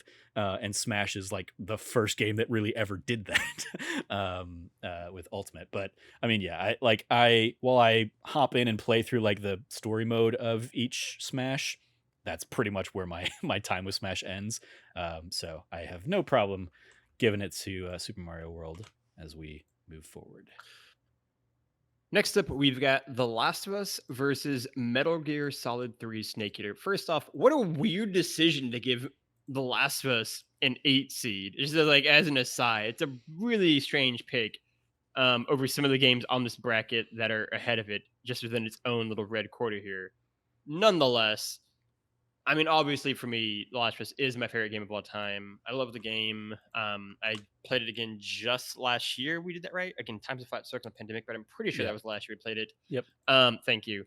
Yeah, I mean, I love The Last of Us. I think it is a really special game. I think the impact of the game on storytelling, on on characterization in games, on environmental storytelling in games, what it did for Naughty Dog. I mean, this was really the moment when Naughty Dog was elevated into kind of being the standard in terms of like PlayStation Studios. Um, and then I think what its impact has been in kind of transcending games, right? To get in an HBO series with Pedro Pascal in it, right? I think it was one of the big games that kind of was bigger than games in some ways. And also, yeah, it's my favorite game of all time. So I'm going to pick The Last of Us. Um, no disrespect to Metal Gear. Yeah, I mean, I have very little to add. I've the only Metal Gear I've ever played really was Metal Gear 5. Hmm. And yeah, like I said earlier, like Metal Gear Solid 3 might have its, diehard fans and it might be the best of the series, People but it love is that definitely game. not the one I think about when I think of Metal Gear. I think of 2. Um because Think of of it, one. and I mean, yeah, Fair enough. either 1 or 2, I guess, I would think of before 3. 2, I probably think of the most because of like the twist at the beginning of Metal Gear 2 and everybody being like, "What the fuck?" But yeah, like yeah, I would give it to either of those. But even either of I those, also like none of those would beat Last of Us in this argument. I also think a lot about Metal Gear Solid 4 and how Greg Miller gave it a 10 out of 10 and then ranked it last in his ranking of Metal Gear games from like a week ago in his tweet. I think a lot about that too. Um, Nonetheless, Last of Us will make it to the next round. Next up, we've got Halo 2 and Mass Effect 2. And again, this is one where I say, I don't know really anyone really who thinks Halo 2 is the best of the original trilogy of Halo games. In fact, Oh, I I might mean, know more. I feel like I mean, like I feel like Halo 2, especially from the multiplayer perspective, is the iconic Maybe. Halo. I feel like I hear a lot of people talk about, I mean, Halo 1 and Halo 3. Halo 3 for the story, obviously. Um, And then I feel like a lot of people have really negative opinions of Halo 2 for what it did in terms of its big twist and its can't like I mean, story. yeah, they definitely didn't like the story and like playing it for the first time, a decade and a half afterwards or whatever, and the game just kind of ending. I was like, oh yeah, no, I get why people didn't like that, when it when Yeah. it happened, X number of years ago. But yeah, I think Halo 2 is on here for the multiplayer, Mhm. and the maps that one brought, and the like that again going like before Modern Warfare, before Call of Duty, Halo was the new GoldenEye. Everything. It was the successor to GoldenEye, in terms of like playing online with friends in your vicinity, or playing online. It was like the first one that you were really doing that, significantly, in an era like where like these are the kinds of games where the arcade stopped being a thing because online gaming was Mhm. now a thing. So yeah, I think that's why Halo 2. That's why I would expect Halo 2 to be on here, and again, just from the like the mindscape of Halo 2, or of Halo, as a person who hasn't played Halo but is going to be playing the in the flight this weekend, the technical test or whatever. Mhm. um uh I like this is the Halo that I, as an outsider, heard endlessly about, um compared to the rest of them. But it's not what you're picking to advance, I would Oh, imagine. no, no, no. I'm definitely picking a Mass Effect 2 2 on this one. Even though, as I often make the case, like, Mass Effect 2 is the best self-contained Mass Effect game, because of its whole like suicide mission narrative, and you're, you know, getting a squad together and you have missions for each of them, kind of thing. But my personal favorite is still Mass Effect 3, because it is a culmination of everything that came before it. Even if Mhm. people don't like the final choice that you make in that game or whatever, it's like that's not the game isn't about that final choice. It's about the send-offs to all of these characters and all of these story threads that you've spent the last two games playing. Like, that is the ending of Mass Effect. So Mass Effect 3 would be my definite pick. But yeah, of these two, Mhm. certainly Mass Effect 2 I think is still a better game, of it. But where do you fall? Because as Agreed. as you haven't Mass played Effect 2, Mass Effect yeah. 2, I guess. So you're going Mass Nope, Effect 2 as but well? I would definitely pick Mass Effect 2, yeah. I mean, All that's right. a series that absolutely. Um, Next, we've got one that will probably end in an upset and might even be us knocking out in the first round what could end up winning the actual bracket potentially, between Grand Theft Auto 5 and Uncharted 2 Among Thieves. This for me is just again, I've talked for years with the fact that I don't get the love around Uncharted 2. I think it's just like so obvious that Uncharted 3 is a better video game, and even more so that Uncharted 4 is. I think there's an argument to be had about Lost Legacy. Ultimately, I'd probably pick 2 over Legacy, but it's definitely close. All of that has been much documented. I would still say it is a better video game than GTA 5. A lot of my arguments of San Andreas, I think, fall on GTA 5 as well. I think the game is huge, overly long, um, like too stuffed full of things, etc., etc., etc. And also, I'm just really tired of it. I'm tired of GTA 5 being on everything, being everywhere. Yeah. I would pick Uncharted 2 over GTA 5. I mean, like, I'm in agreement on this one, and I think, like, Lost Legacy aside, I remember when Uncharted 4 came out, I replayed through the first three, kind of in I did preparation as for it and well. Yeah. stuff, and my ranking ultimately came out like 4 is the best, then 3, then 2, then 1.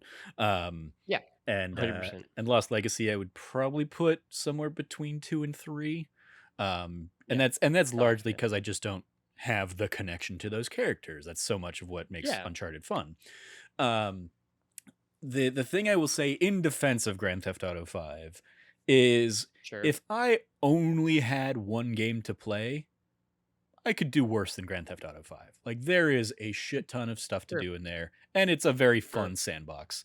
Um, Yes. and if I just want to mindlessly run around, shooting stuff, and trying to create weird challenges and stuff, doing that either in the base game or Grand Theft Auto Online, of course, being kind of the main selling point these days, um, you know, would be a ton of fun.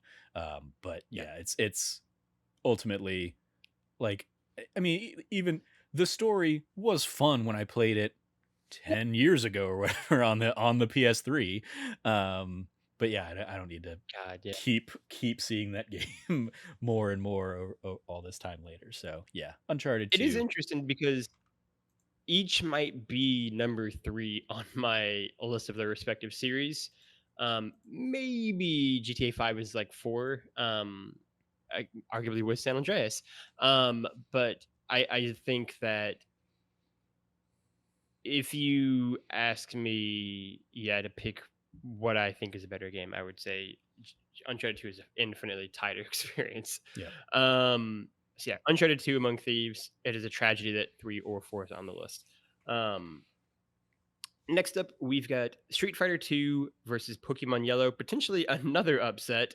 Um, I'm not a Pokemon kind of guy, but I will say that if you're going to make me play a Pokemon game, um, this is probably one of the ones that I could speak fairly intelligently to, in particular, this era of Pokemon.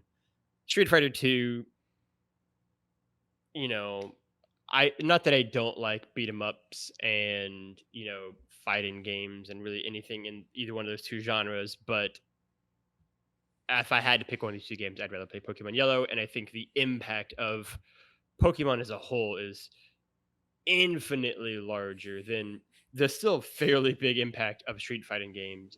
But I mean, Pokemon is massive, obviously. Yeah, I'll go with Pokemon Yellow here as well. And then just in you kind of talking through that, I was like, why isn't Mortal Kombat on this list or a Mortal Yep, Kombat in favor of in Street Fighter 2? Because like, I mean, especially that would be especially an for actual contrast for me. IGN's audience, like, and they talk about repeatedly how like every time a new Mortal Kombat game comes out, fatality videos do like through the roof numbers for for IGN Mm, when they put them up there. Um, so like that's weird. And then also on the Pokemon side of things, like Pokemon Go arguably is a bigger game than any other Pokemon game really at this point. The uh, fact that Pokemon Yellow is on here instead of like Pokemon Red and Blue or Pokemon Gold and Silver, yep, which are a lot of people would argue is the best of the Pokemon eras, is interesting.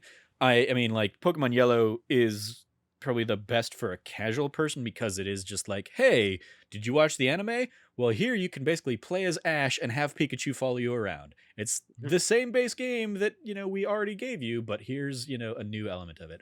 And the fact that it is the first generation of Pokemon means that it is hella more manageable compared to yeah, the it's rad. 800-ish Pokemon that are out there nowadays. It's like, nope, Nope. I only need to worry about 150. Okay. So yeah, Pokemon Yellow takes it for me.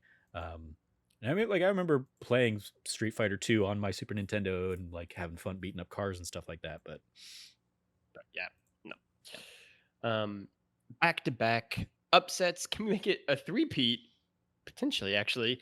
Next up, we have maybe the hardest matchup in the entire opening round for me, between Super Mario 64 and Batman Arkham City. How the hell these two met up in the first round is kind of a joke, but nonetheless, these are the two games that we are going up against. Trevor, where are you kind of initially leaning between Super Mario 64 and Arkham City? I mean, Super Mario 64 obviously iconic, and like it's fascinating really looking back now and seeing how Mario decided to do 3D platforming versus how Crash decided to do 3D platforming versus how what was the other one? What's the other big one from that era? Um, Spyro, yeah, I guess Spyro. Like they all had like different approaches to this Sonic. new Yeah. iteration. Mhm. And Mario is the one that basically like stood the test of time. Mhm. Um, I I made the case when or like when you mentioned earlier of like Super Mario Odyssey being on here. I think Super Mario Odyssey is the best 3D Mario game. Um, However, it is because of the number of things to do in it. It is also like one that I will probably never go back and replay. Whereas I No. would be tempted to go back and replay Super Mario Hell 64 yeah. for a Oh, 120-star run because it is manageable enough and like and still fun enough and engaging enough, even though controls are going to be rough and suck. I mean, like even you buying it on the Switch, like they could have made that a better game and a tighter game with controls, but no, they didn't. They kept it with crap jank controls and stuff like that. So even playing it now, it doesn't feel good, and people who tell you it does are lying to themselves more than anybody else, and I feel bad for those people. Um, but it is still like one of the most iconic games of all time. Yeah, And Batman Arkham City, while great, doesn't reach that no, level. I mean, it is the it is probably the best Arkham game. 100% it It's is. I Yeah, mean, I would absolutely. say either that or Asylum. Like Asylum is it's Yeah, I mean for sure. it's even that's the same kind of debate of like Asylum is so much more like condensed and such a more self-contained kind of location and narrative and stuff and Mhm. just does a great job with the Metroidvania but doesn't feel like there's just too much to do, whereas like Arkham City blew it up and made it very open and has like the most Riddler trophies of I think any of the games and stuff like that. And if you want to be a crazy Maybe completionist, there's Arkham way Knight more to has a do. ton It too. does, but it has few. I remember seeing this and getting into this online. Arkham Knight has a lot of Riddler trophies, and the reason they feel more like invasive is because to get the true ending, you have to find them all to finish the Riddler side quest Oh, of that's stuff. right, I forgot about But that. Arkham City That was has like horrible, yeah. 100 more Riddler trophies or something like Yeah, that. It has like a crazy ton more in the Arkham City world. It just because you don't actually need to go and collect all of them, it doesn't feel that way. Um, but yeah, I think it's also I mean it's I mean again it's the same like catch me on either day and I could say Arkham Asylum is a better game versus versus City from a gameplay and a story perspective because like the story of both of them are just so stellar. I l- yeah. I love the risk that I guess that City takes story wise. It's still yeah, it still blows me away. Yeah. Yeah, but they were able to just do that. I mean, I think for me, Arkham City, I've always talked about as being better than, um, Arkham Asylum because it felt like it was sort of the fulfillment of the seed that Asylum had planted, right? Asylum has you on this, like you said, you're on this one island, you're doing this very kind of narrow focused thing, and I think Arkham Asylum is like the best Metroidvania I've pretty much ever played. I think it is like a perfect Metroidvania in so many ways. I think what it does with the mythology and the teases of the characters that you won't meet, but you will later down the line are great. And the lore, it is the only Arkham game that I've just 100% did everything in. The only reason I don't have the platinum in it is because the trophies are bullshit. The yeah, the like the It's just multiplayer predator or whatever, the stealth it's trophies and shit absolute like that. nonsense. Yeah. Yeah, the stealth ones aren't even as bad as the fighting ones. Where you have to get like just like these Oh yeah, crazy that's true. Yeah, the combos in that one are absurd. I remember I was never able to do the combo of like every gadget and No, that's yep. everything. Like I was never able to pull that It off. infuriates me. Yeah, so it's a bullshit trophy list, but otherwise I did like everything in that, right? And Arkham Asylum was the third video game I ever played on my PS3 was Arkham Asylum, and I got it during Christmas break from school when I was in between like freshman, sophomore years of college, something like that, senior year of high school, somewhere in that time frame. And yeah, I just did nothing basically. I just like sat in my room and like played that game for like 10 days basically. And like did everything in it. And again, it was one of the moments of like, this is a next gen video game.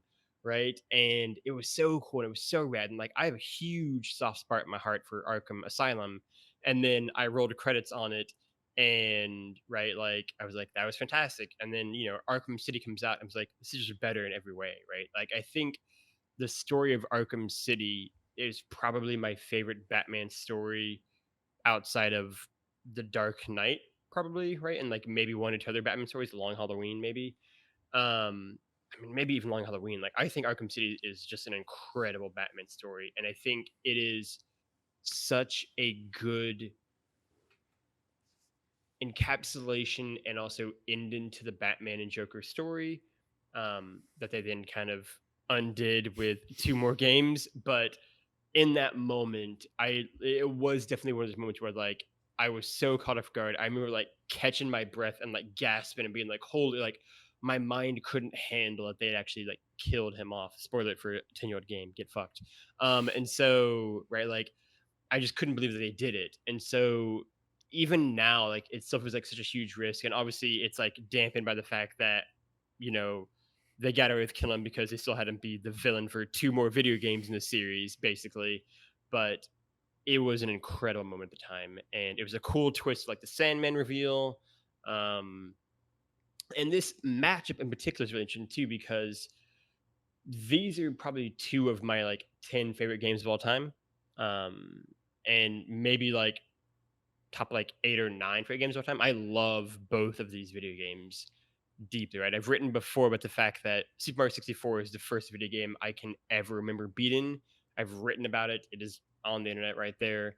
It was the first piece I ever got. I mean, like Super Mario 64 is such a special place in my heart, and like my younger cousins and me, like cheering me on as I finished Bowser off, right? And I think it is such a great Mario world, right? And even in my case, where I don't think Odyssey is the best Mario game, I think it's Galaxy.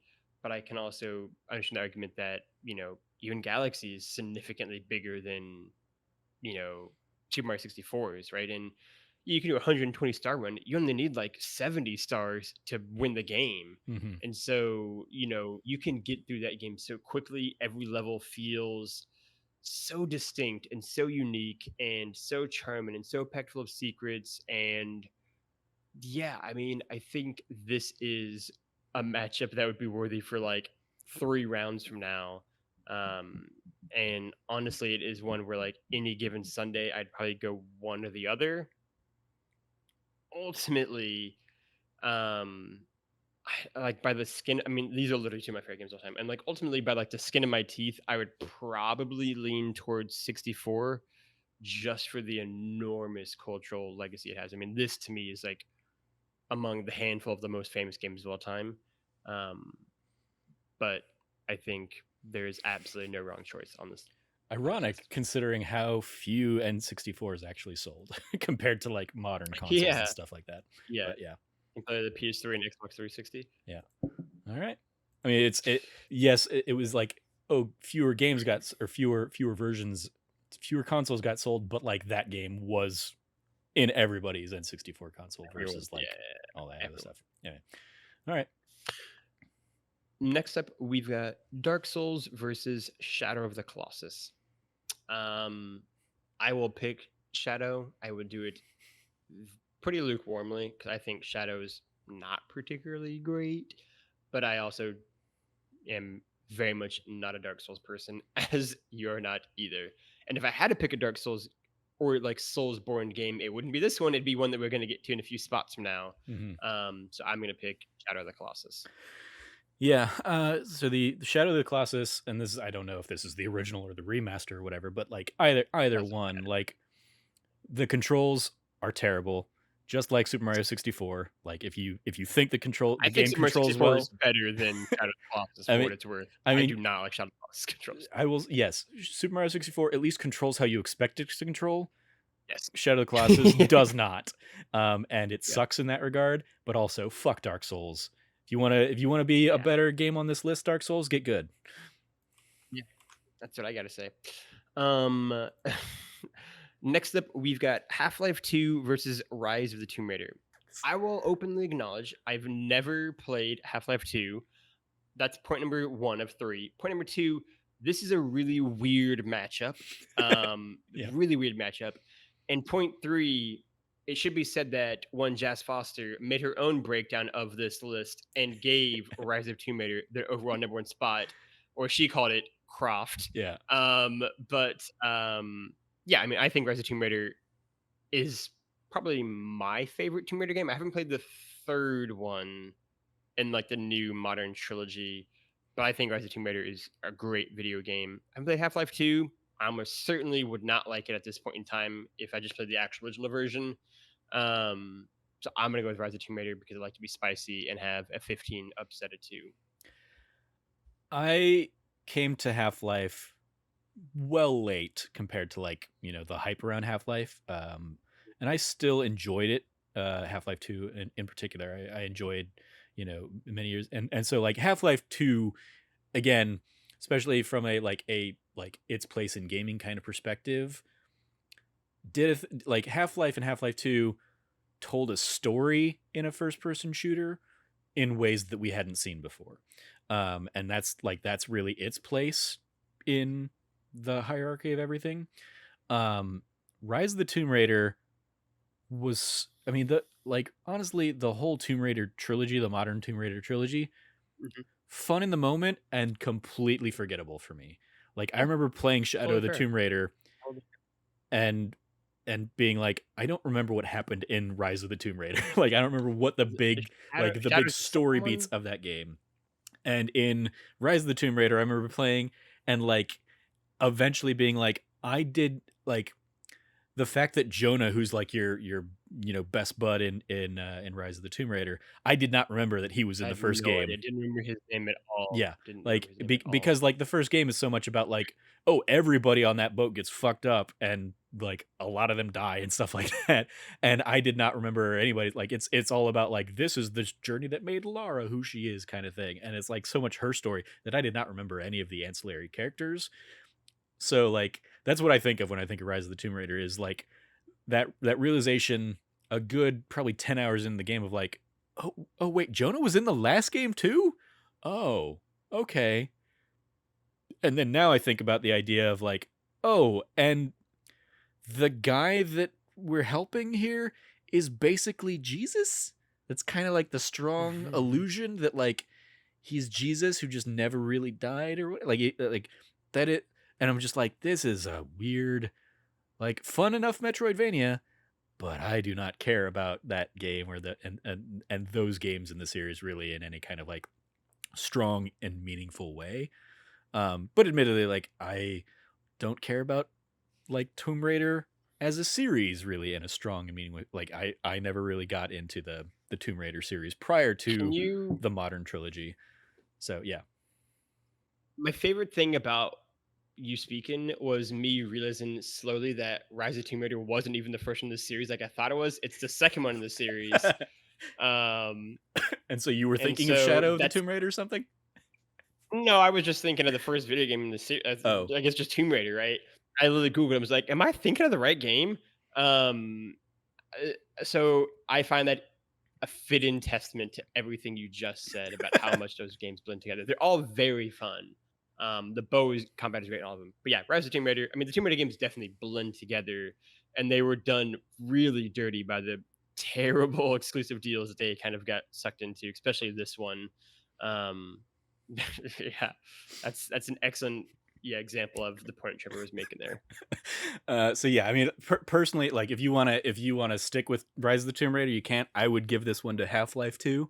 Let's roll the dice. Let's Yeah, roll the dice, we baby. can pull out the dice for our first go. Crack it All right, out. so Yeah. so let's see, let's get the dice up here. So, uh, uh, because Half-Life 2 is the number 2 seed versus Rise of the Tomb Raider, the number 15 seed here, an even number will go to Half-Life 2, and an odd number will give it to Rise of the Tomb Raider. So we're That seems gonna fair to me. rolling the dice here, and it is a 1. So Rise of the Tomb Raider does Ooh. advance. All right. Jazz Foster Take might be right. take that Um, Half-Life 2. take One that Half-Life. We're one of just the most knocking down, yeah. one of the most requested, demanded sequels of all time. That or the one of the games that prompted one of the most demanded sequels of all time, in Half-Life 3 that still hasn't come. Suck it. Rise of the Tomb Um, Raider, one of the most forgettable sequels of all time, takes the cake. um, yeah, I feel good about that. I feel good about that. Remember before we started recording where you're like, Next, yeah, this is going to be a short podcast. I'm only expecting 90 yeah, minutes, 92 hour, maybe 2 2 hours. hours. And we're here almost at the 2 hour mark, haven't even finished round 1. We'll go we'll go quicker though with each Yeah. successive round, obviously. Yeah. Um, I just remember like it was the exact same thing last time around. They were like, oh no, it won't take that long. It was fucking took forever. 64 games is a lot of games. Who Yeah. knew? Final bracket, blue round here.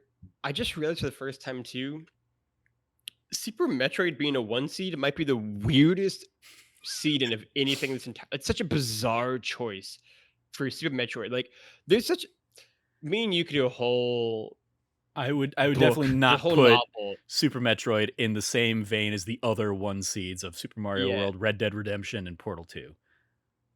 It's me and you could do like a whole book on Nintendo, just and people and like people's weirdness about Nintendo for sure. We could write that book, but in particular, the fact that like people seem to forget no one plays these games and Metroid. Like it is like not that popular of a series. It's just a bizarre choice. But it is Super Metroid versus Apex Legends for the 1 versus 16 seed here.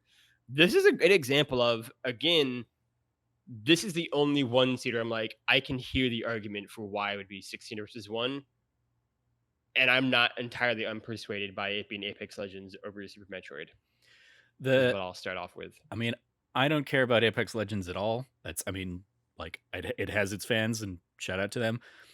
And I don't care really about Super Metroid, but I will say that Super Metroid, obviously, we have the phrase Metroidvania as an entire genre of games. And For Metroid. while there is a Vania portion of that, that really doesn't come into play until we get down to one of the later games of Castlevania Symphony of the Night. Like, Metroid was doing the heavy That lifting second, on that genre of games early on here. So I think that's yeah. why something like Super Metroid. Well, yeah, I think it is ludicrous that it is a number one seed, but I think that's why it's like it's okay that it's in the conversation around something like Mhm. this. So yeah, I would still give this to Super Metroid, even though I can very easily see it being knocked out very easily in a later round. But yeah, I Oh, that's it's I would coming. give it Don't worry, I would give it's it coming. to Super Metroid over Apex Legends just for like impact of the industry as a whole, probably.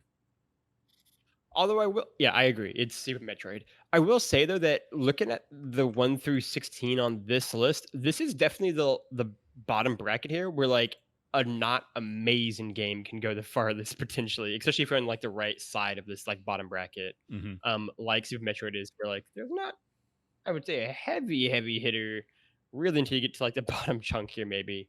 Um, Next up, we've got Animal Crossing New Horizons versus Titanfall 2, a battle of two games that maybe both shouldn't be on the list. But nonetheless, um, I'm going to go with Titanfall 2 because I don't get Animal Crossing, but I'm really happy for everyone who does. And I think Titanfall 2 is a great video game.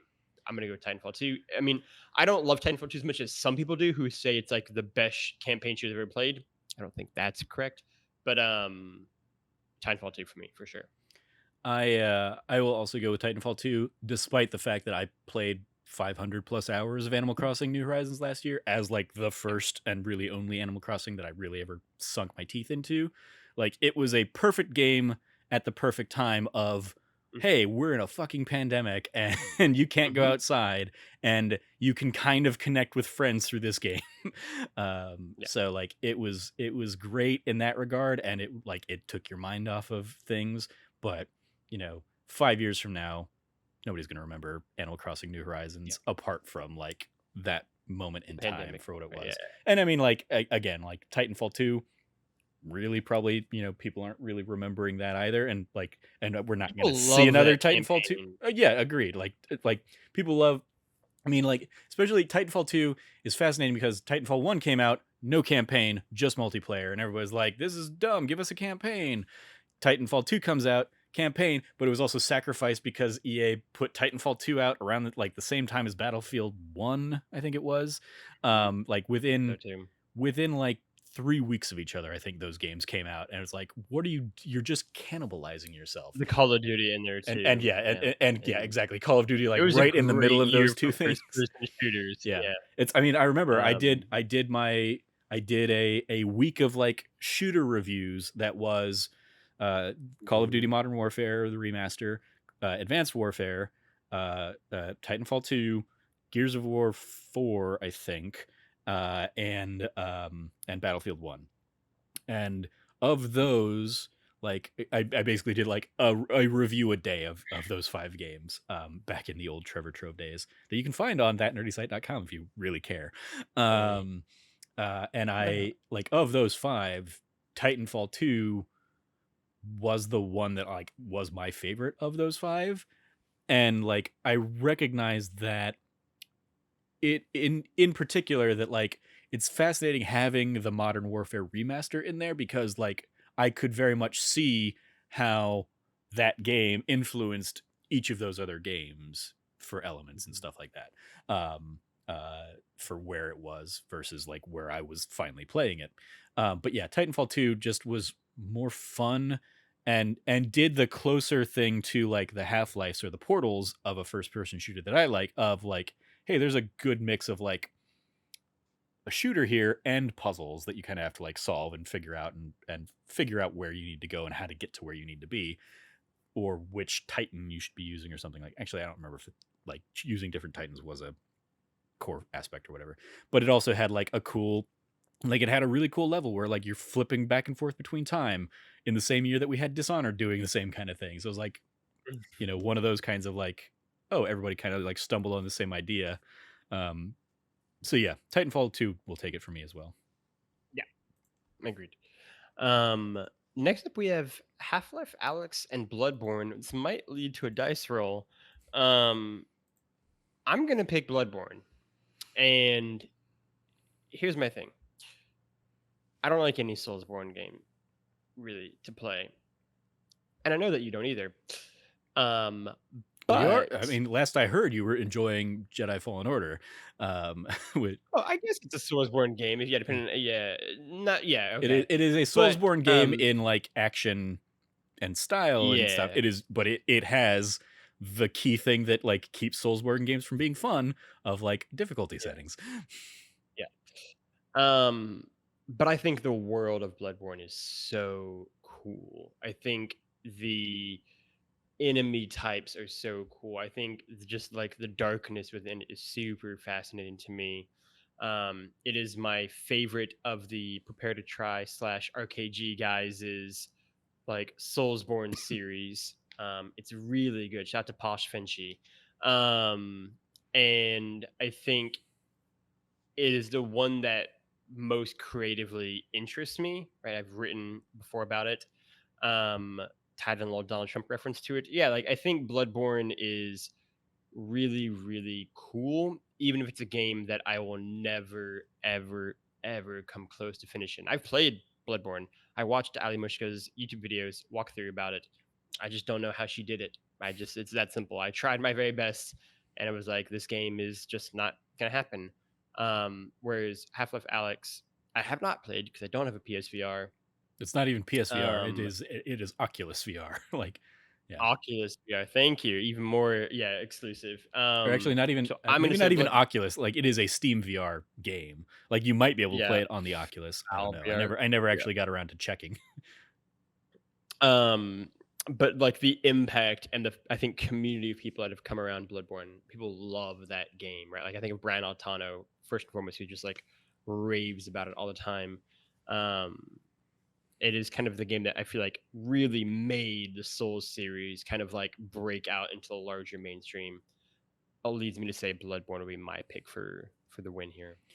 Yeah, no dice roll on this one. Like I infamously played Bloodborne for a 24-hour extra live stream, and it broke I me did. so many times. Yeah. And I like I as with the Dark Souls liner, like the Soulsborne games can get fucked. I don't care, Yeah. but like this one can survive this round because I think Half-Life Alyx's inclusion in this list is one of the most like what the hell like Yeah, it's really this is the weird. most like, oh, you guys may have been able to put this on here because you like were given the the sets and the ability to play it, but like most people did not have that extra, you know, $1,000 to spend on that hardware or whatever to sit down and play Half-Life Alex.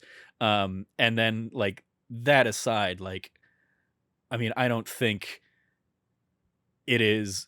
I mean, even from what I've heard about Half-Life Alex, I don't think it is worthy of being in the top 64 games of all time conversation as like a, Yeah. you know, a loose spin-off slash Second Half-Life. continuation of the Yeah. Half-Life story Yeah.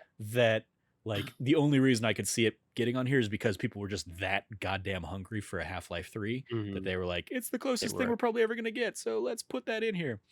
So yeah, Half-Life probably. Alex is just like, no, what are you doing? what are you doing? So Bloodborne takes it, but Fair enough, I Bloodborne. look forward to being able to knock Bloodborne out in a future round because oh, that game hurt me so much.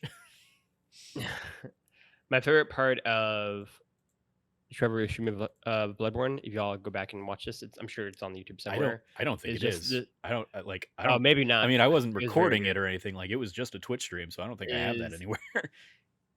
is just the moments where Trevor just completely broken, just sitting there quietly eating pizza on stream. I find it some of the funniest shit I've ever seen in my I life. I think it's just so good. I that was Um, yeah, I mean that's the it's really like the only time I ate on that stream was after 8 hours of just being yeah, kicked in the face by the cleric beast and Father Gascoigne and like all the enemies leading up to them and Father Gascoigne being yeah. like the first real boss of the game. I was just like I fucking need to eat.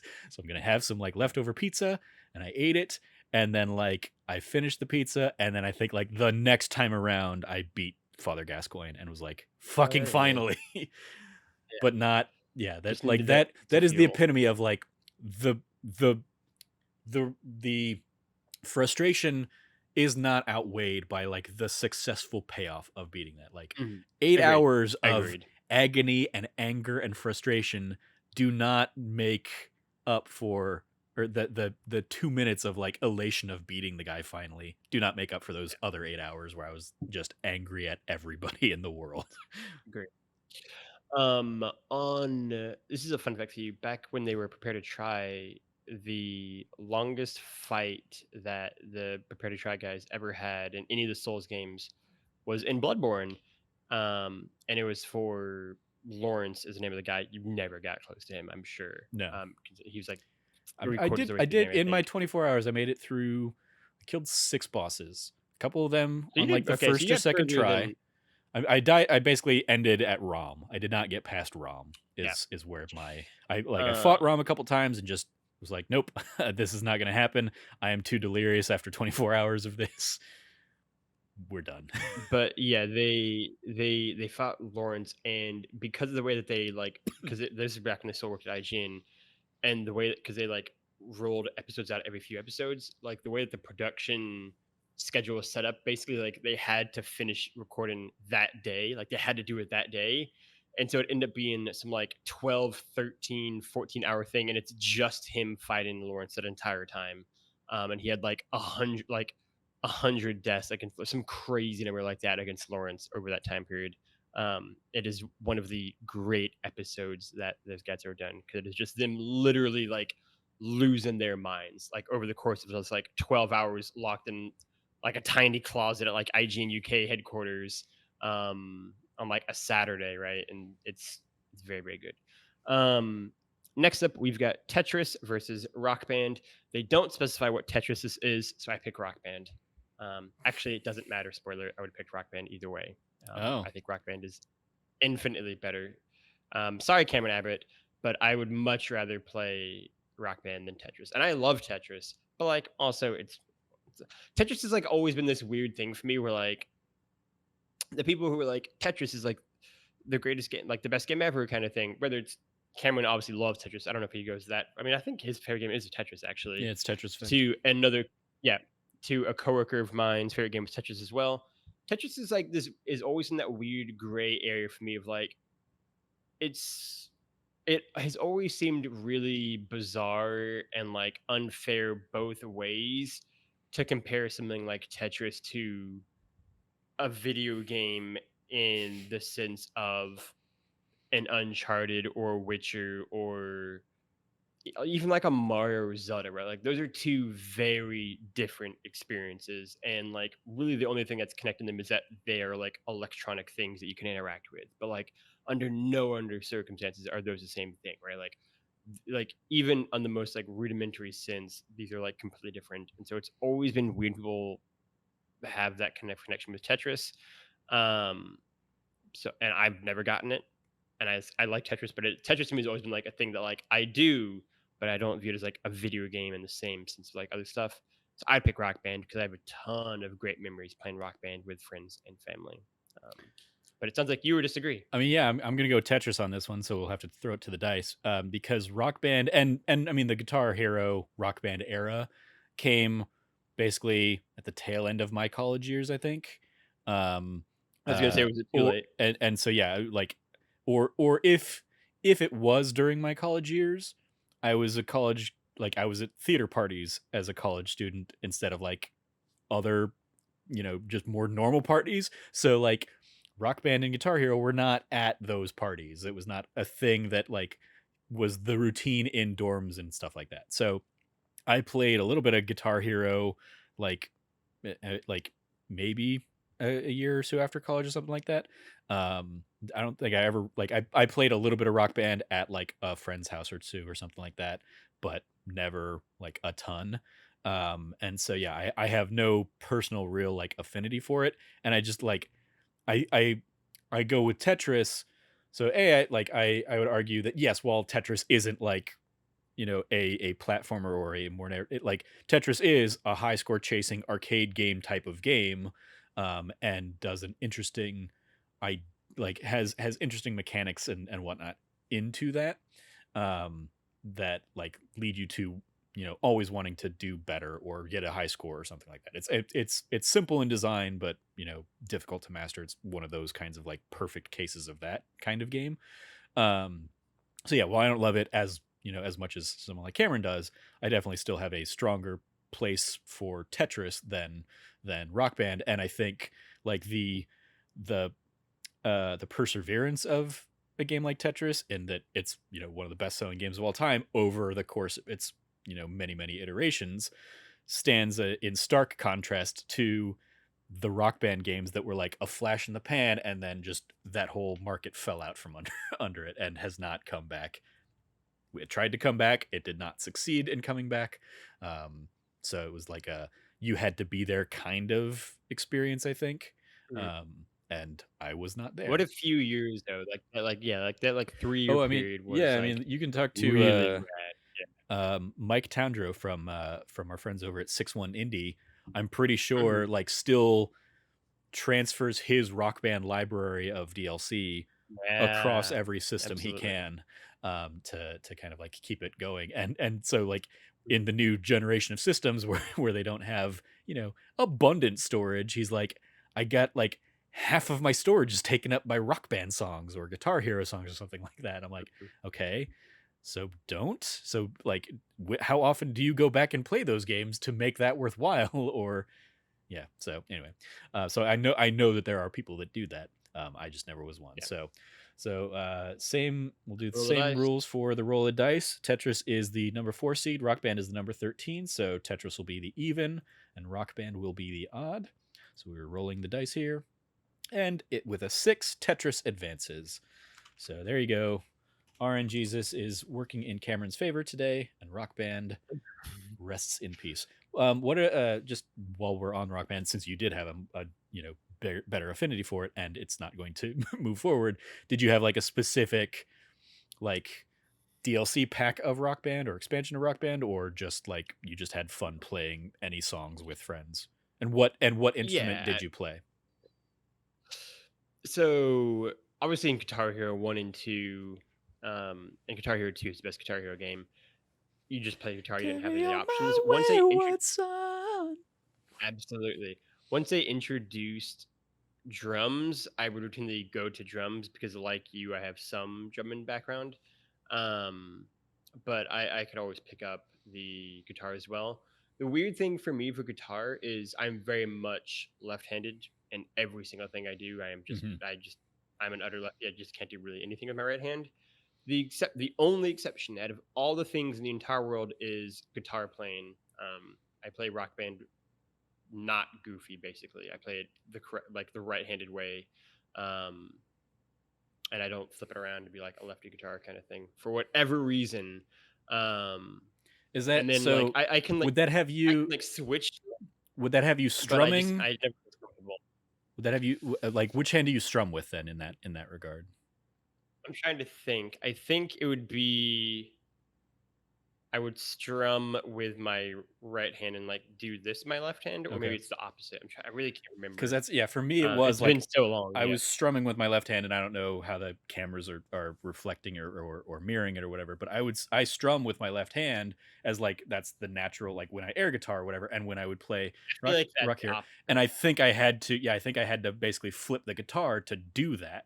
So that might also Yeah, be a factor of like why I didn't really like it. It might be one of the few because I'm left-handed naturally, but I've like just yeah. growing up in a world of right-handed people, I did a lot of things right-handed, and so Mhm. that might have still been one of the like the just naturally I would still try and do that left-handed compared I to know that other stuff. eventually, I think by like Guitar Hero, like 2, 3, like Rock Band time period for sure, they introduced like lefty guitars basically, um, so that you didn't have to like flip it backwards to like play left-handed. Um, but yeah, when I first started playing, they didn't, and so I just kind of kept it going with the other games. Yeah. Anyway, moving on. After that, we have Hades, which is a 6 seed, which seems really high considering that Final Fantasy VII is a 15 seed and Last was an 8 seed, but who by to judge? And the fact that Super Metroid's a 1 seed. But we have Hades versus Metroid. We have two Metroid games on this. I forgot about that. Yep. Versus Metroid Prime. Only one Uncharted game, but two Metroid games. Hades versus Metroid Prime. I mean, yet again, I'm gonna say I think Metroid is whatever. And I think if I do have to play a Metroid game, I'm gonna play Super Metroid. So I'm gonna pick Hades because it's great. That's really all I have to say about that. Yeah, I mean Hades takes this for me as well. I have no I've never played Metroid Prime. And it is another one that I just think is like an egregious pick on the on this list. Like I could probably come up with Two 64 Metroid. Nintendo games that are better than Metroids. And so the fact that Metroid Prime is on here is just like what? It's another one like I get Two it. Metroid. There's like a very vocal, very tiny fan base because again, nobody actually buys these games when they come out. Um, um That's the uh reason why Nintendo didn't make them for like yeah, 15 years. I mean, bought the games. yeah. So Um, but yeah, yeah, I Hades will say does like so many great things about the roguelike genre that yeah, I it am easily surprised that advances for Hades me. is on the list, considering it just came out. And I will even go further and say that Hades is not my favorite game. Actually, I do love Pyre a little bit more. Um, I think Pyre is like so good, but I mean, yeah, it's clearly Hades out of these two. For I will say. the, two or three people that may have actually watched our massive PlayStation like bracket the last time we did one of these, um, Pyre was like a significant upset on that list. I don't remember what it ended Hell up yeah, like upsetting, but it ended up making it quite a probably The ways Last of Us. through. That is fight. Yeah. It might have been. Um, Like when we wrap up here, like if I wasn't sharing that screen, I could basically pull up the old bracket and see what it ended, like what its journey was. But maybe I can pull it up on my good. phone and look while we Pyre was great. yeah. Next up, we've got Super Mario Brothers 3 versus Persona 5 Royale. Man, that really sucks for Persona 5, is all I have to say. Um, I think Super Mario Brothers 3 is a phenomenal video game in almost every way. And I know that a lot of people really love Persona 5 Royale. I think it is a very good video game that is 40 hours too long. Um, and just like the tightness of like every single Mario 3 level, like they're just so quick. You don't linger too long on anyone. You don't linger too long in any world. It feels like it took what worked in the original Mario Brothers and just blew it wide open, right? It really just made Mario into like what Mario is in so many ways. So for me, Mario 3 is a 3 seed and Super Metroid is a 1 seed. This is bullshit. I pick Mario 3 for to advance. So real quick to circle back to that Pyre point.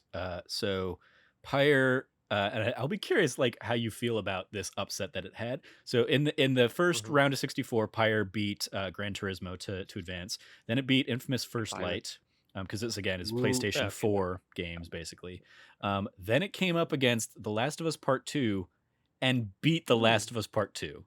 Like, which again, when we did this, Last of Us Part 2, like this, I'm pretty sure this is like basically right before Ghost of Tsushima comes out or something like that. And basically, like, so Pyre upsetting what many people were saying was like the game of the generation kind of thing, was funny. And it especially you weren't on there, but you because it would have been like 5 people if you joined us, so we wouldn't have had to go to the dice. I think that was one where we had to go to the dice because I think there was like I think Brandon and somebody was maybe for Last of Us Part Two, and then the others were for Pyre, and it might have needed to go. And then finally, it fell to Astrobot, Astrobot Rescue Mission, Ooh, not Astro's Playroom. playroom. Obviously, that's a PS5, Mhm. but yeah, that's where it fell. It fell in the quarterfinal bout against Astrobot, and Astrobot fell to Final Fantasy VII Remake, which fell to the eventual winner, Marvel's Spider-Man, on that list. So, yeah. Shout out Um, to Marvel Spider-Man always being the perfect compromise pick where it's like, is this the best game? Maybe not, but it's one that like everyone likes and can just like agrees like, yeah. I love that for it. yeah. Um, So as yeah, for Mario my 3 thoughts over here, Persona 5. I mean, Persona 5 Royal is the best Persona game of the ones I've played. I've played 4 Golden, Sure. 5, and 5 Royal. It is definitively the best version of 5 to play. Um, uh, and but Super Mario Brothers is arguably the best Mario game ever. Like, I mean, there's an argument to be made that it's the best game ever, right? I mean, People have yes, clearly made yeah, that argument yeah, before. Yeah. yeah. It is definitely not. I mean, hence its place on this list. There's an argument that's the best game, Yeah. but yeah, I would say Super Mario Brothers 3 takes this one for me. Despite Yep. and that's like I love Persona 5 Royal. I wish I didn't have to Yeah. play 80 hours of Persona 5 again to get to the new stuff in Royal, but Sure. like I wish I had just played the Persona 5 Royal version of that game, but so be it. Whereas yeah, Super Mario 3 just phenomenal stuff. Yeah. Um, Castlevania Symphony of the Night versus Resident Evil 4. Neither one of us have ever played Resident Evil 4, which I do want to fix, but I haven't. Um, so by process of elimination, I will say in this battle of two legendary games, Castlevania Symphony of the Night gets the pick for me. Yeah, me as well. I'm never gonna really get behind Resident Evil as all that much, just because it's not my type of game. And Castlevania Symphony of the Night, one of the I think maybe the only Castlevania I've actually played all the way through. And I didn't do until very recently, like 5 years ago or something like that.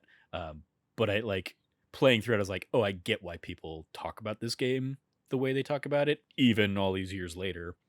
Playing it, it holds up really well, I think. Um, so yeah, Symphony of the Night moves forward.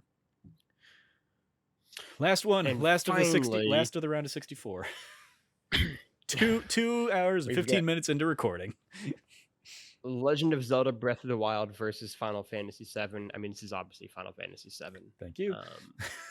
Both because I want to pick Final Fantasy VII and also not an insignificant amount of spite to Breath of the Wild. Final Fantasy VII. I love that there are people who love Breath of the Wild. It just does not do anything for me. It is Talking to two of the most, yeah. It is such an empty open world that yes, it has a few You don't mechanics get it. that You work don't get it. really Yeah. well across that empty open world. But I just it lost the things that I like about Zelda games, which are story elements and the fun dungeons and stuff. Like the trading in the dungeons for shrines is just like the Didn't when work. half of those shrines are or not a not insignificant amount of those shrines are just like, hey, fight these guys, and then you're done with the shrine. I was like, I want more puzzles for these kinds of things, and just it did not work for me.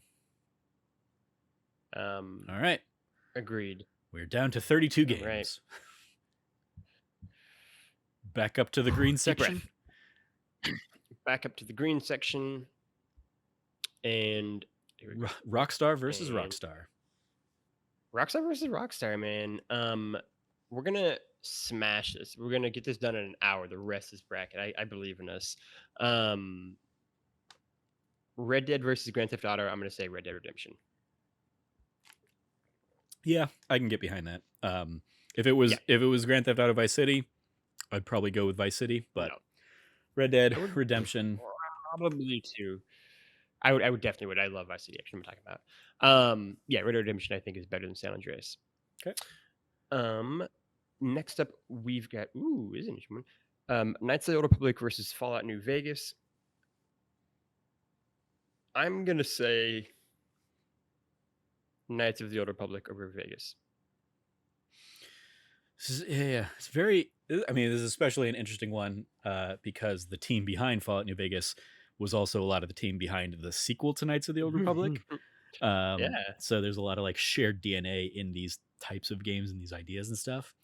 Mhm. I think I'll ultimately go with Knights of the Old Republic as well. Although I do want to give some love to Fallout New Vegas in that it might like I probably like ultimately the like touchstones in Fallout 3 and Washington DC better because I think those are just like more iconic landmarks compared to the like not really Vegas that they have in Fallout New Vegas.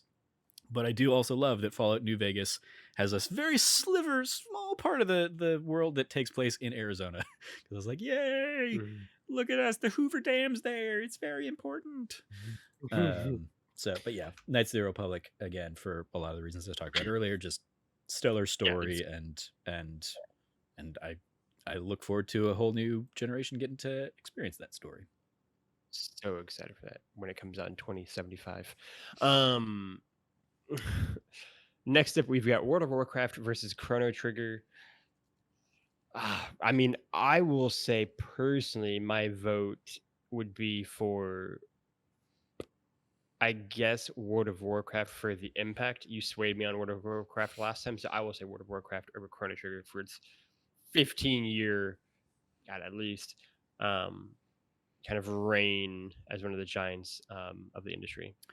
Yeah, admittedly, like, well, I of these two, I like Chrono Trigger more, but I also came to Chrono Trigger very late. Like, I didn't play it until like the PS1 era, or maybe even like the DS version of Chrono Trigger came out. Might be when I finally got around to it. I didn't play it in the original Super Nintendo era that it kind of launched in because I was just such a Final Fantasy kid.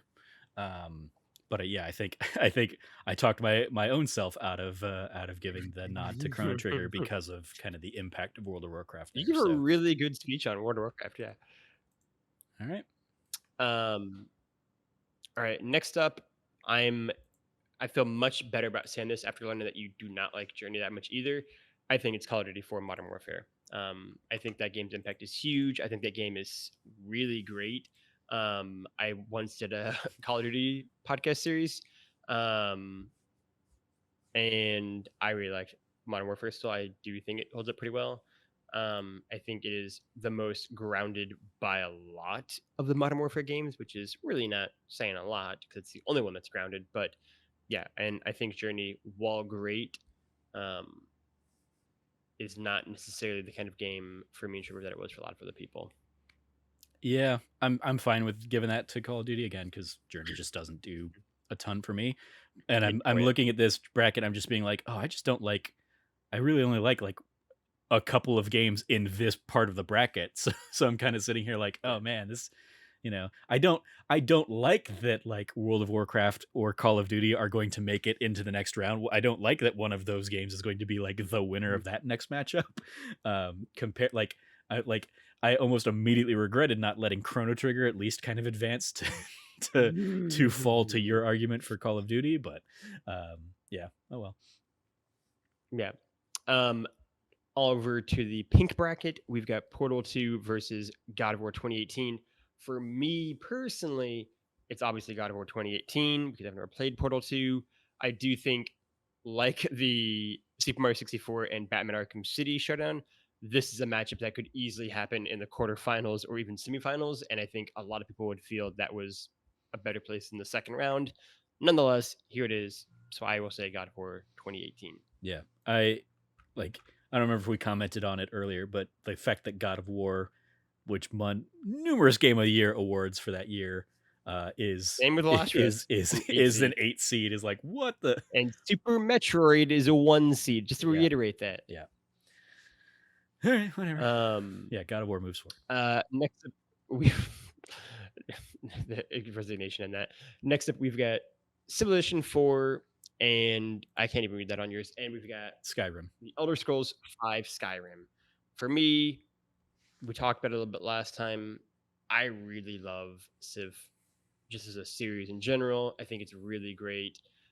While I think that Skyrim as a game has had a big impact, I think Civilization has been around for 25 plus years, and has just literally impacted like generations of people.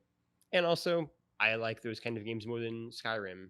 And so I'm going to say Civilization to advance to the Sweet 16. I am as well, with the caveat of, Give again, me. Civilization 4 I don't think is like Sure, the yeah. pinnacle of civilization. Civ 3 probably. Whereas Skyrim, and like having played Skyrim and then having gone back and played Oblivion a little bit, I was like, "Oh my god, they improved so many things from Oblivion in the jump to Skyrim that I get why people love Skyrim the way they love Skyrim." Mm, And it was the mm, kind of thing that when Fallout 4 was coming out, I was like, if you can make that same leap that you made with Fallout 3 to Fallout 4, as from like Oblivion to Skyrim, Fallout 4 has the potential to be like my favorite game of all time. And mm. then they didn't do that, and it, as many others said, like ends up being kind of more like Fallout 3.5. Still my game of the year that year because it's a very Trevor-ass game. But like Skyrim is the Elder Scrolls at its peak, and arguably that Todd Howard element of Bethesda at their peak. Whereas I don't think Sid Meier's Sid 4 is it Firaxis that was making that one? Like I don't think Yeah, that's I think them so. at their peak. I think they made better iterations of that game before, and better iterations that have come since. But because it's the one on this list, I'll give it at least one more round to move forward Uh, here against Skyrim. that's all it's going to get, so don't worry. Um, Next up, we've got Bioshock versus Minecraft. I mean, I think we each are in agreement here that it's going to be Bioshock, which I think is just a phenomenal video game. As I mean, we haven't really talked much about Bioshock. We just kind of let it get through the last one pretty easily. Mm-hmm. But I mean, I think Bioshock it is one of those real like moments burned into my brain playing that game for the first time when it came out. Again, I was I was really fortunate in a lot of ways to have been delayed on getting that PS3 because when I did, I just had this collection of games I got in a really quick succession in terms of like Uncharted games and then the Arkham games and then BioShock. And I had this catalog of titles just kind of really run through over the course of like a year. I've just been like, wow, this is next gen. Wow, this is next gen. Wow, this is next gen. Um, and Bioshock, yeah, blew me away. I think its twist still holds up, is still really great and really smart and really clever. And then I think a really small aspect of the game is the fact that I think Sander Cohen is maybe one of my all-time favorite like side characters of any video game. And then of course, Rapture is arguably the best video game set in still to this date. It is so well realized.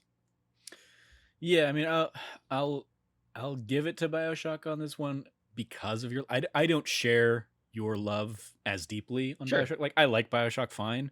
I don't think it's like this transcendent experience that a lot of people do, much like with Journey Sure. earlier and stuff.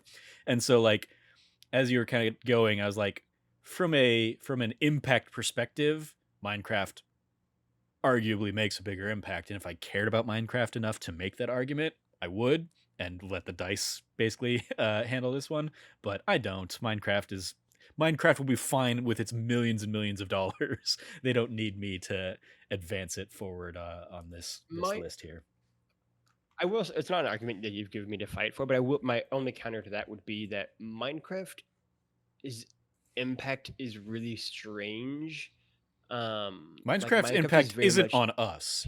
I mean, Minecraft is like the Oregon Trail of the next generation, sure. basically. I was gonna say more too is that like Minecraft is a very singular experience, right? Like there aren't a lot of like m- there aren't a lot of other big Minecraft esque games in a similar way where like Bioshock influenced like the first person shooter genre over like a decade, and you can like I think feel it in terms of like story and gameplay in a way that that Minecraft has just kind of kept being like has kind of had those changes happen within its own game instead of I think branched out to other huge Minecraft kind of games. I mean, That's what I would say I personally.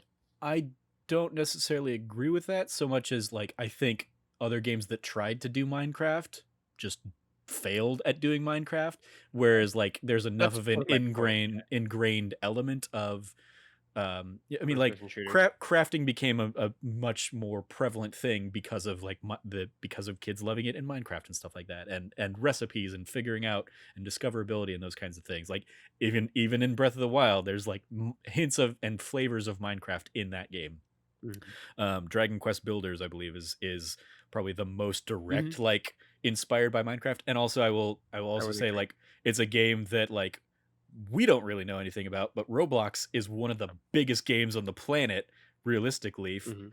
And well, I watched a video the other day that kind of quoted this idea that like up to 75% of like American children between the ages of like 9 and 12 have played Roblox, and that is very much doing the same kind. Like that is the next Minecraft, basically. It's just Next Oregon Trail. Yeah. our generation of gamers and stuff. Like we already missed the Minecraft boat, so now we're missing the next boat that that is coming after Yeah. Minecraft because we're just that far removed from it, and it's not in our vein because we're in that like weird middle ground where it's like it's not that you know kids of people in our generation are old enough to be playing that yet. So yeah, I think there are other Minecraft successors. They either just didn't succeed to the degree of Minecraft, or Minecraft's influence was a lot more like subtle than let's do a big like let's do another open world where you can just like craft and do everything. I mean, like even games like that were big hits like Valheim earlier this year. I mean, it's Minecraft is at its core a survival game. So you have games like Valheim, you have games like Rust and stuff like that that like are coming up as like the successors to Minecraft. I have a friend who Mhm. plays like Ark endlessly. That Mm, is yeah. basically like the same core ideas of Minecraft. It doesn't have the look of a Minecraft game because Minecraft's look is very iconically basically just blocks. But I think like the survival game did thrive to varying degrees, but it all thrives in the PC space, which is not our space. So yeah, but Um. Bioshock moves forward. Yeah. Finally, Witcher 3 and Doom. I will say Witcher 3 here, especially if because we are saying Doom is the original Doom. Yeah, I'm fine with that. Witcher 3, yeah, we didn't talk about it a ton in the last round, but like Witcher 3 was one that I have no the year thoughts. it came out, I tried it and I put a ton of time into it, and then Metal Gear Solid 5 came out, I think, and then Mm, yeah. whichever order it was also ended up being like my 3, 2, 1 of that year, and so the last one that came out was Fallout 4. And it was just like I put so much time into this, but then the next big one that I spent another 100 hours in came out. And I still never beat Witcher 3 that first time around, but then when the Netflix series came out last year, I basically spent like January playing through Witcher 3 finally for the like and completed it last year. And it like I think the combat doesn't feel as fun as I would like it to feel. Mm, And is is way more, hey, you need to put oils on your sword if you really want to get into the like in the harder combat scenarios in that one, compared to like me, I just dropped it down to whatever the lowest difficulty setting was. But the story is really phenomenal in there. The characters are really well yeah. written and stuff like that. So yeah, Witcher 3 Wild Hunt. I have no problem moving beyond the original Doom. Getting into the Sweet 16. Next up, we're over to the red bracket. We've got Super Mario World versus The Last of Us. I do it with glee and say The Last of Us advances to the next round here, because I do have those issues with Super Mario World, and also because I think The Last of Us is fantastic. Yeah, it's gonna be Um, interesting when we get to a point where I have to argue against your favorite game of all time, and likewise when you have to argue against my favorite game of all time of God of yeah, War. um, it is really convenient that they're on different yeah, sides of so brackets, it so they might just could theoretically it end might up in just the be the final. Yeah, finals, and a dice yeah, roll ends up settling this whole thing for yeah. us, which I think it did in the PlayStation Um, bracket too. yeah, it'd be very fitting. Next up, we've got Mass Effect 2 and Uncharted 2. Is that really the matchup? God damn, that's Yep. a good one. Man, the red bracket's great. This is sort of the point where I again say it is such a shame that it's not Uncharted 3 or 4. Where I would have a much better argument to ledge against Mass Effect 2. Um, but because it's not 3 or 4, 4 in particular is one of my very, very, very favorite games of all time. Um, I'm actually totally content to say it's Mass Effect 2 if that's who you want to go. Yeah, I'm good with that. Okay. You don't have I think we had in the PlayStation bracket like a matchup of like Last of Us versus Uncharted or something like that. But Mhm.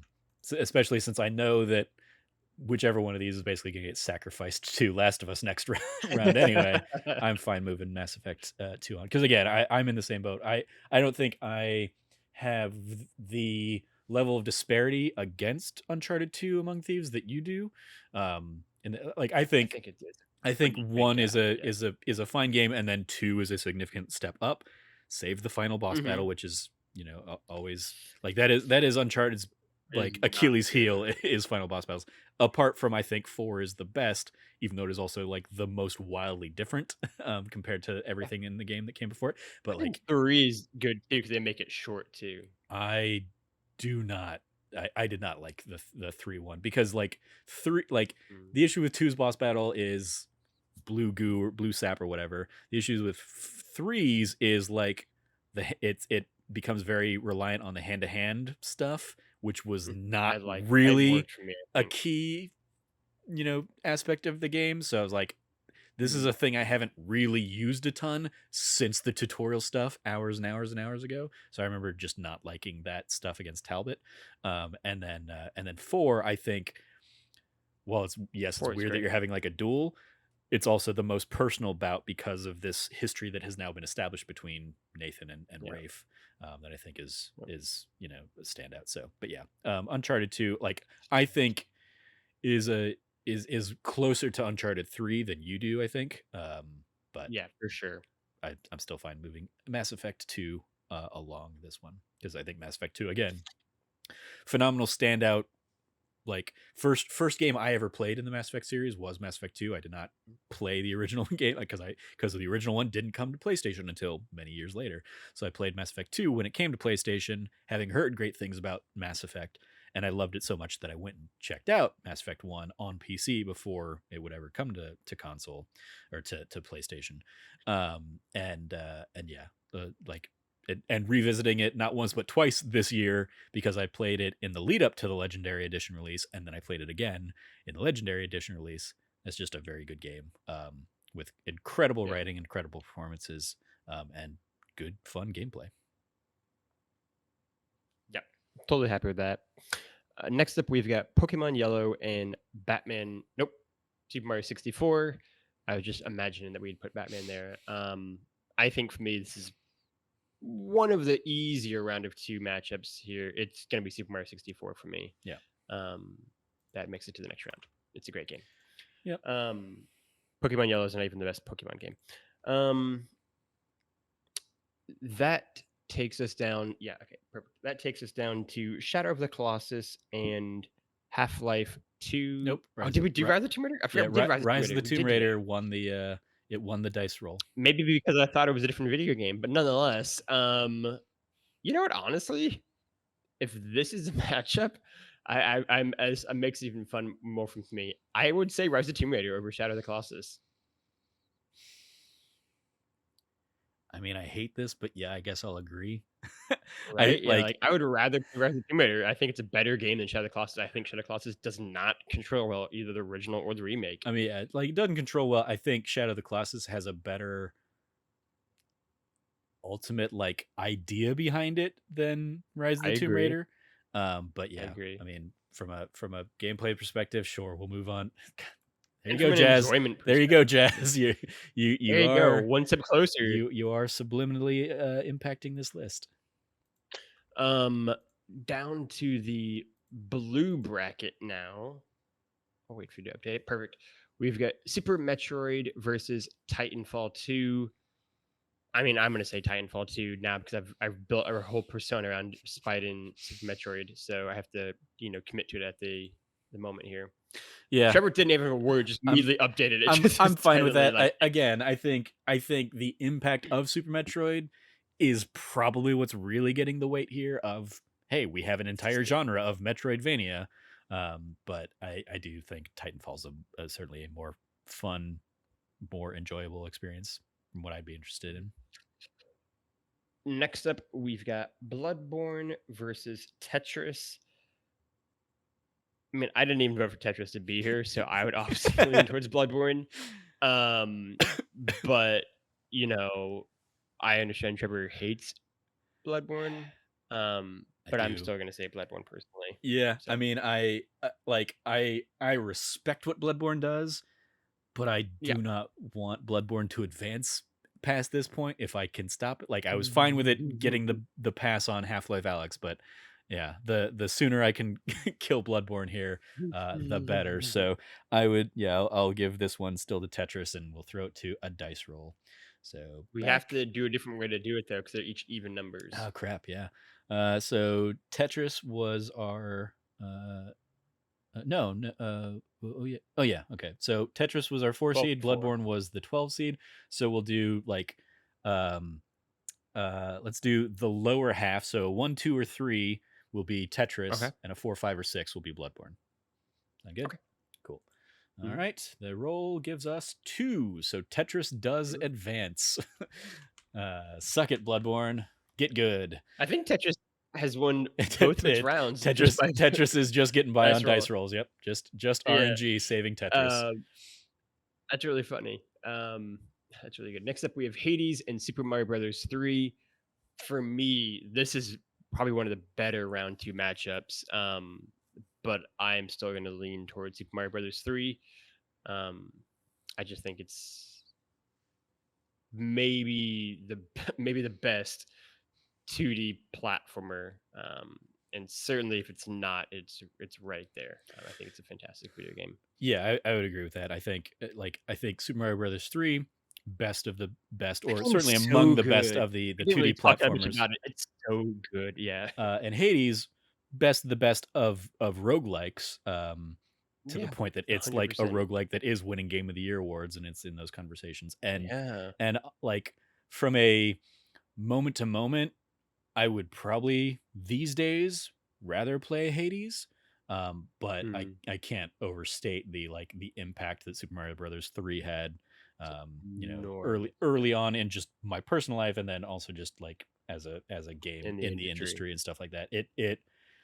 It took everything that was cool about Super Mario 1 and just like escalated it above and beyond. Took it up Obviously, to a 2 level. did a Yeah. whole different thing, so we're not really like Yeah. including that in the succession of the Mario design games and stuff like that. But yeah, it was just like they did such a great job with it, and It's fantastic. your mileage may vary on whether like that continued upward. Like for me, Super Mario World was, I think, a step in, if not a parallel direction, a better direction, like one of those Mhm. options. I don't think it was Mhm. a step down from Super Mario Brothers 3, but obviously you do not have the affinity for it. So, Mhm. but yeah, Super Mario Brothers 3 Uh, advances. and the final matchup of the second round, we've got Castlevania Symphony of the Night and Final Fantasy VII. This is a really interesting one that I'm going to largely push to you to steer what you think should advance to the next round. I think Castlevania Symphony of the Night is great for what it is, but Like Final I don't Fantasy. think it made the impact that Final Fantasy Mm, 7 did. Even though I Final think that's Fantasy fair. 7, not my favorite Final Fantasy, as we've touched on the show many a time, I'm sure, or on various shows. Like my ranking would be 6, then 4, then 7. No, 6, 4, then 9, then 7. But like 7 is still like in the upper echelon, like A to S tier of the Final Fantasy games. And obviously, like did a huge had a profound impact on JRPGs, you know, becoming like more accepted in America with the original PlayStation. Probably a significant impact on the success of the original PlayStation. Castlevania Symphony of the Night, while beloved, I don't think, and maybe this is just because of like my own biases or whatever, I don't think it was seen in that same light compared to Final Fantasy VII. So on the original PlayStation. So yeah, I give it Fair to enough. FF7. I will concur to that. And with that, we've made it to the Sweet 16, the final 16 games in this weird ranking of games that IGN put together. Um, Hopping back over to the green bracket, and over there, We have we've Red got Dead in our kind of versus it gets a little messy Knights at of the this Old point. Republic. Yeah. Yep. For me personally, I would probably still push forward. Yeah, looking at that, I'd probably still push forward Red Dead over Knights of the Republic. Um, I think certainly in terms of games that are playable now, it has aged better. And also, I mean, I just personally think Red Dead Redemption is just truly an epic in every sense of the way. It is the right size and scope. It is everything Red Dead Redemption 2 isn't. It is focused on its story. It is intimate on its character. It is tragic without feeling overwrought and kind of overdone like an opera. Um, and then I think it is just such a sweeping, beautifully done video game with a stellar soundtrack by Jose Gonzalez in particular when you go enter into Mexico. So I would say Red Dead personally over Knights of the Old Republic. Yeah. I mean, I don't. You're less fond of Red Dead than I I am, I but I am like I remember like enjoying it at the time as a especially as like a, oh, this is a new flavor of a Rockstar game, like setting it in the Wild West and yeah. stuff. It it much like like all of, I think all of the issues I have with Red Dead Redemption 2 are there in the original Red Dead as well, just to a lesser degree. And so they weren't Hmm. as like egregious and didn't annoy me as much. But I did like, Hmm. I feel like the pacing isn't what I think, like what I like in the original Red Dead. Um, That's fair. the things I think of when I think back on Red Dead like fondly are weird little side quests and stuff like that. Yeah. Like, because then there are like, I think about like the main story. I'm just like, oh yeah, it's right. I did that whole thing, and I had to do that as part of the main story, and that was such a forgettable throwaway stuff compared to like some of the weird, colorful characters that you'll meet elsewhere in the world and stuff like that. The Um, Bigfoot people. Yeah. the Bigfoot people, like I always think of and like, and maybe this is like influenced by Greg, always kind of highlights this one too, but Yeah. I That's always what I was think going of to talk like about too. the guy that's like, they're asking you to pick up Like flowers flowers for for his his wife wife. or whatever, and you Yeah. go and see, and Hmm. his wife is just dead. It's a corpse in the house or whatever, and just being like, oh, that is very macabre. um but like those things stand out to you Hmm. in that story and in that One world. of one of my favorite side story quests that you have like 3 or 4 missions throughout the entire game, Mysterious stranger. is kind of yep, you knew exactly where I was gonna go, yep, I think is some of my favorite writing in the entire game. We're basically just talking to I even like the fact that it's, like, very ambiguous if it's, like, if you're talking to, like, death or an angel or God or, like, you don't even know, like, what side of the Yeah. light or dark spectrum you're dealing with here. But I think the, like, conversations around, like, your life and what it's about and where you're going is really well done. I love the small fact, right, of, like, the last time you see him on that hill is where your grave is gonna be once you die, and, like, that final meeting is really, really good, right, of him, like, essentially stop trying to give you advice and just kind of summon everything up for you in that final meeting.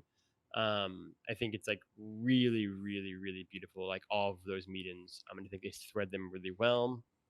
To say nothing of the fact that like I think the like Daedalus side quest of like the guy tried to build the like glider and then Yeah. that going spectacularly awry is also great, right? Like there's so many good side quest missions. I mean, I always think of Mysterious Stranger first, but there are a ton of great ones in that game. Yeah, I in talking about that, like it puts in the context for me that these games, like Red Dead Redemption, has arguably one of the best video game endings of all time, and also like obviously the most Yeah. heartbreaking and stuff. And then in Knights of the Old Republic, you have one of the best narrative twists and like reveals of all time. Mhm. in how that game approaches kind of its story, and Mhm. both of them do like really shine in their side quest stuff and the Mhm. characters you meet along the way and whatnot. Um, so for the sake of like not caring enough to really throw it to the dice, I'll give you Red Mhm. Dead Redemption here on this one. Even though I would probably still sooner hop in to even like the original Knights of the Old Republic than I would Sure. hop into Red Dead right now. Red Dead.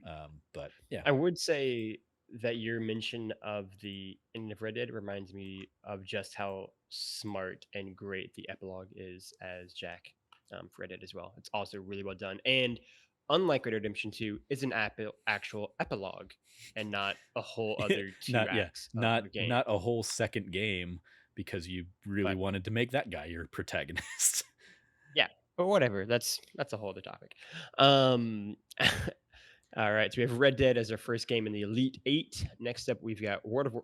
I keep forgetting World of Warcraft. We're this far into it. World Yeah. of Warcraft and Call of Duty 4 Modern Warfare. I E- mean, out of these two games, either game that wins, Activision Blizzard wins, and we all lose.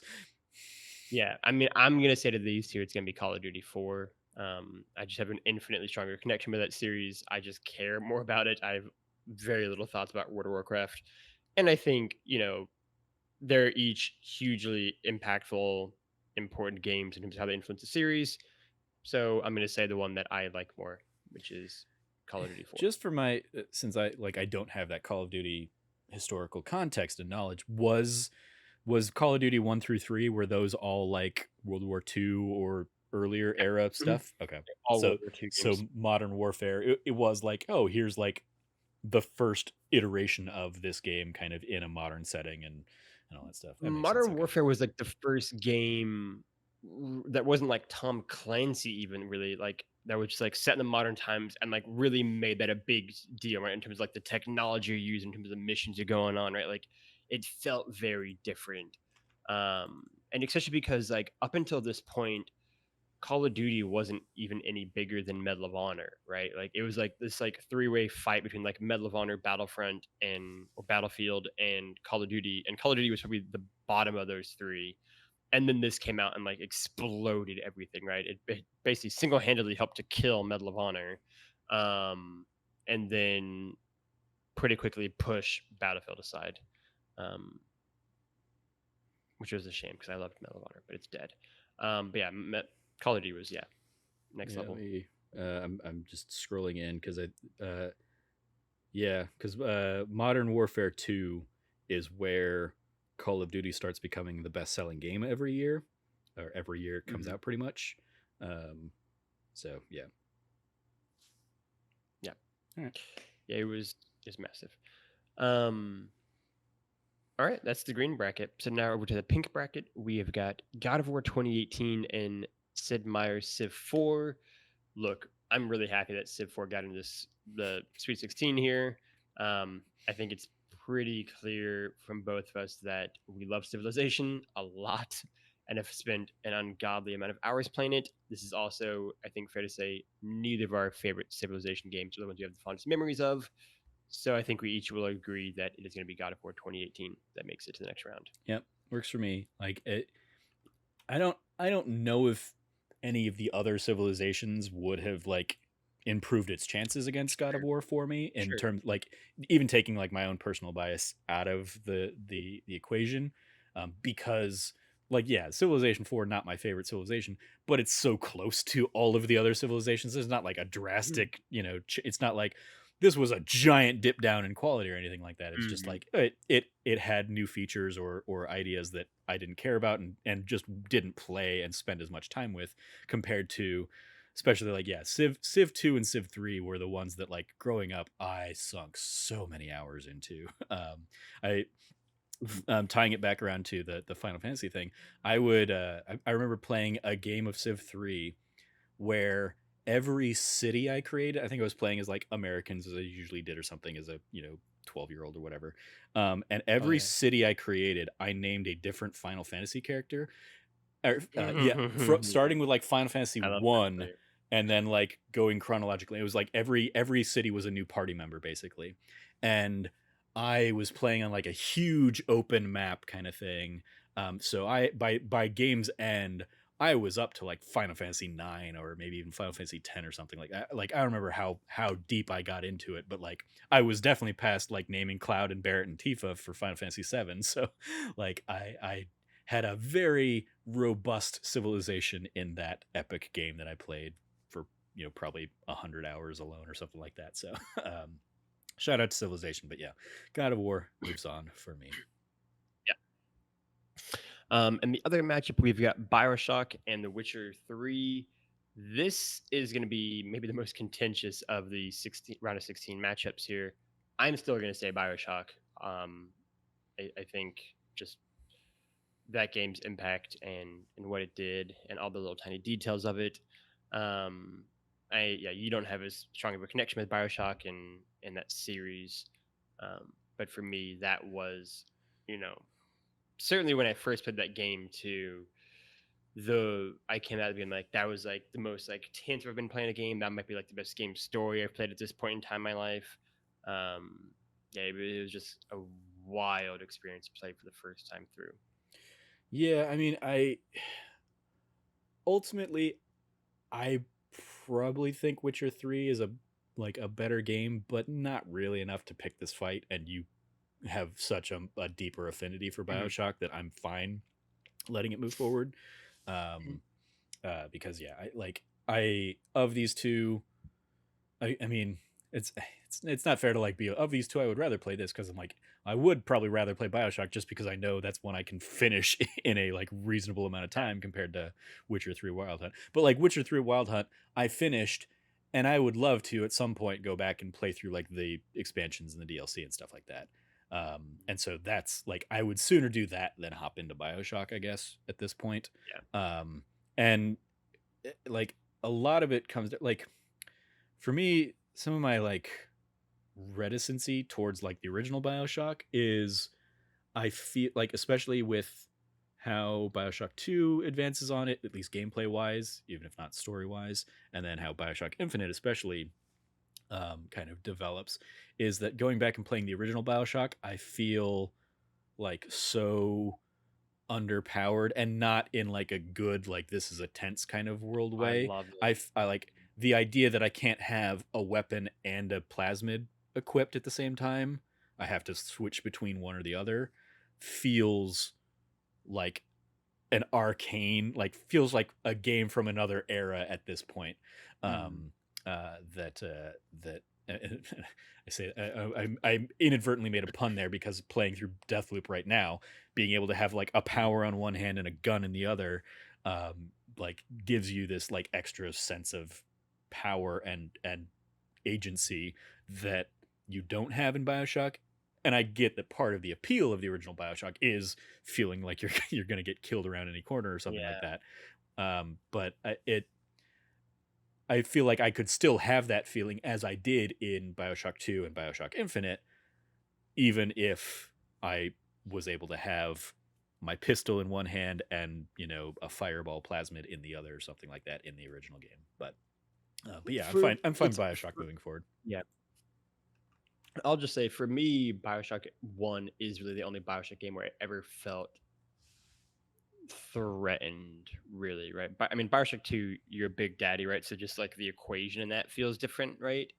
And then in Bioshock Infinite, that game isn't a survival horror game any longer, right? Like Columbia just isn't Rapture in that same way, and so I think they built that game in a very different metric, right? And the fact that like Booker is someone who just feels like a cowboy versus you in Bioshock One are just that protagonist basically, and so you are just like totally unnerved. You don't know what's going on. You're just totally disoriented. Um, so I would say that. But over to the red bracket, we have got Last of Us versus Mass Effect 2. I'm going to say Last of Us, but I really want to play Mass Effect 2, and I think it's a great video game. I'm sure whenever I do inevitably get around to it. But yeah, Last of Us for me. I definitely think, Um, especially now, and yeah, I have no problem with Last of Us moving forward. I think especially with the Legendary Edition, now is like the best time for you to hop in Yeah. and play Mass Effect 2. Even it like and they do a good job of like updating Mass Effect 1, but it still feels its age a little bit. So if you don't have that Mhm. like affinity for it, you might be less inclined to really play through that one. But you could still hop into just Mass Effect 2 and like the And game make the will kind of help you decisions. make the Yeah. big decisions.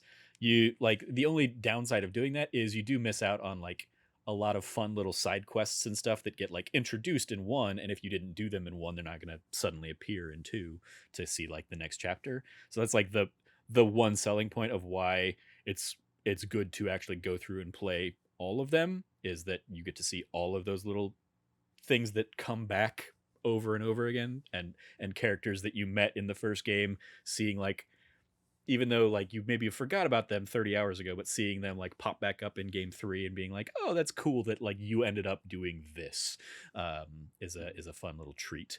So like the fact that you can do that with like modern graphics, again, it's a PS4 version of the game instead of instead of doing a full next gen version to coincide with that, but still better than trying to hop back into it on a PS3, or I mean the backwards compatibility that I did prior to the Legendary Condition collection was good and worked very well. So you could always do that too. But yeah, Mass Effect 2 definitely a game I think from a storytelling perspective you would really enjoy. I don't know if you'd get behind the Yeah. gameplay of it, but I think I I think might. you'd have a Yeah. fun time in a space opera, knowing like your love of Star Wars, and it's very Exactly. clearly like these Yeah. people love, especially the fact that you love like the weird alienness of Star Wars. Like Mhm. that's what Mass Effect really leans into, is Yeah. all of these other cultures and other alien Weird races and stuff like aliens. that. But Last of Us moves forward, no problem. Um, Absolutely. Yeah, I'd love to do something on Mass Effect. Next up, we've got Are we gonna Super let Mario 64 the versus jazz Rise of the meme Tomb of Raider. Rise of the Tomb Raider continue, or are we It's gonna? interesting um, that it's made it this far, but I mean, Super Mario 64 is a better video game. Okay, thank you. I would say personally, um, but I mean, a video game that I thought was a different video game made it all the way to the final 16. So that's not nothing. Yeah. Um, Next up in the blue bracket, this is, I think, the weakest matchup in the entire round of 16. We have Titanfall 2 versus Tetris. The winner of this will get absolutely destroyed by either game it will face next. Yeah. So I don't really have a preference. I'll say Titanfall 2 because I've gone against Tetris every round so far, and might Yeah. as well go for the trifecta. Let's see. Titanfall 2 was the number 9 seed, Tetris was the number 4 seed, compared to Super Mario Brothers 3, the number 3 seed, and Final Fantasy 7, the number 15 seed. Like, yeah. Final Fantasy Bonkers. 7 way better than either Tetris or Titanfall. So that's just nonsense. So And more impactful. I guess, yeah. you said I would say Titanfall on this Titanfall 2. one? Uh, Yeah. just for the sake of Cameron, I will go with Tetris one more time and see if Tetris, because yeah, Tetris is going to lose to And pull up whichever the the next trifecta. game Oh, goes. yeah. But yeah, see if Absolutely. Tetris can pull off Pull off the a rare trifecta here. three-peat on the dice. So let's see what did we say? We said Titanfall was number 9, right? So Titanfall was the odds 9 and seed, evens. Tetris the 4 seed. So yeah, odds and evens again. So we'll go back to that. Oops. And they roll the dice. Come on. Okay. I gotta, I guess, refresh. There we go. 6. So Tetris But you rolled, I advances. think, just I'm counting that as I came in. refreshed it, Oh, and okay. it rolls to throw it to you. Came in So as a 6. yeah, so Tetris moves forward yet again. Tetris, RN Jesus, loves Tetris. Yeah. This is a great matchup. Super Mario 3 and Final Fantasy 7. Um, yeah, I would say, yeah, this is a really interesting one. Because both of these games are so impactful for the industry at large. This feels like it is an actual fit-in matchup for these kind of two giant series. I would probably go with, because of the impact, because of the pop culture relevance of it, because of how enduring people feel about some of the characters within it. Um, and even though you can't, even though this is kind of cheating because of the remake we just got from it, I'm tempted to lean towards Final Fantasy VII getting the win over Super Mario 3. But if you have stronger feelings on Super Mario 3, I'm totally content to be swayed that direction. No, I thought I was going to have to make a stronger case for Final Fantasy VII, having been the one who played it versus you, who are not the JRPG kind of guy. So, like, as the person who played and loves both of these games, I thought I was going Hmm. to have to make a stronger case. But yeah, I mean, for the reasons you kind of touched on, I think the like there's an element of, because Final Fantasy kind of reinvents itself with every new game.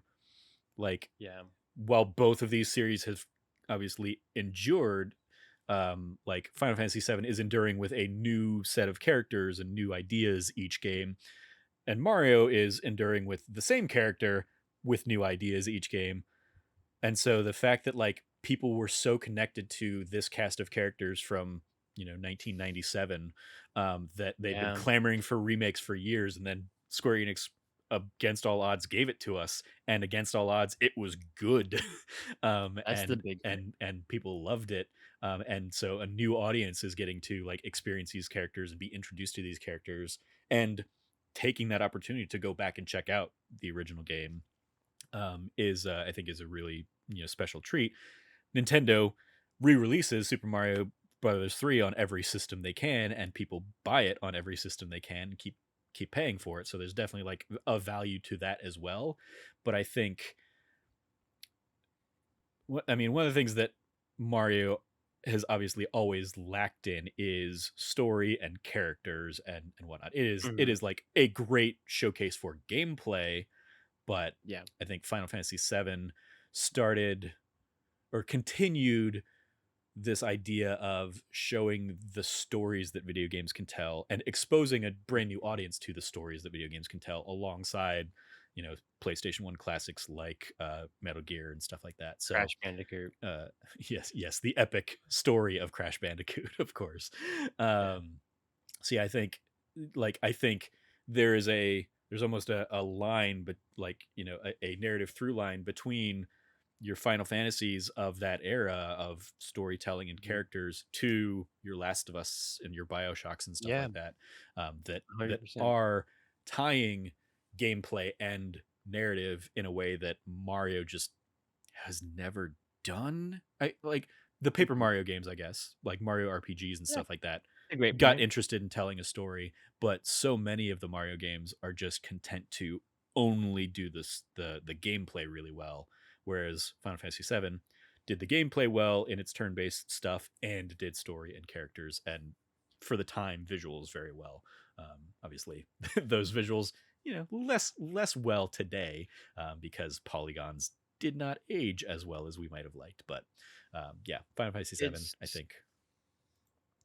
it's not on the list, but this is also part of why I think that Mario Galaxy is super cool, is because it does actually try to like incorporate a story within its game, and it's actually pretty sad. Hmm. Um, and I always thought that was really a cool aspect of it, as opposed to Mario Sunshine, which also tried to do a story, but it was like not. It was really weird and like incestuous, and like we weren't here for it. Um, all right, perfect. We're in the Elite Eight of games here now. Heading over to the green bracket, who's going to win between Red Dead Redemption and Call of Duty Modern Warfare 4? Boy, howdy. I hope you like 2010. I'm gonna, out of these two games, I would probably say that I am tempted to pick Red Dead Redemption, which is not even my favorite Rockstar game.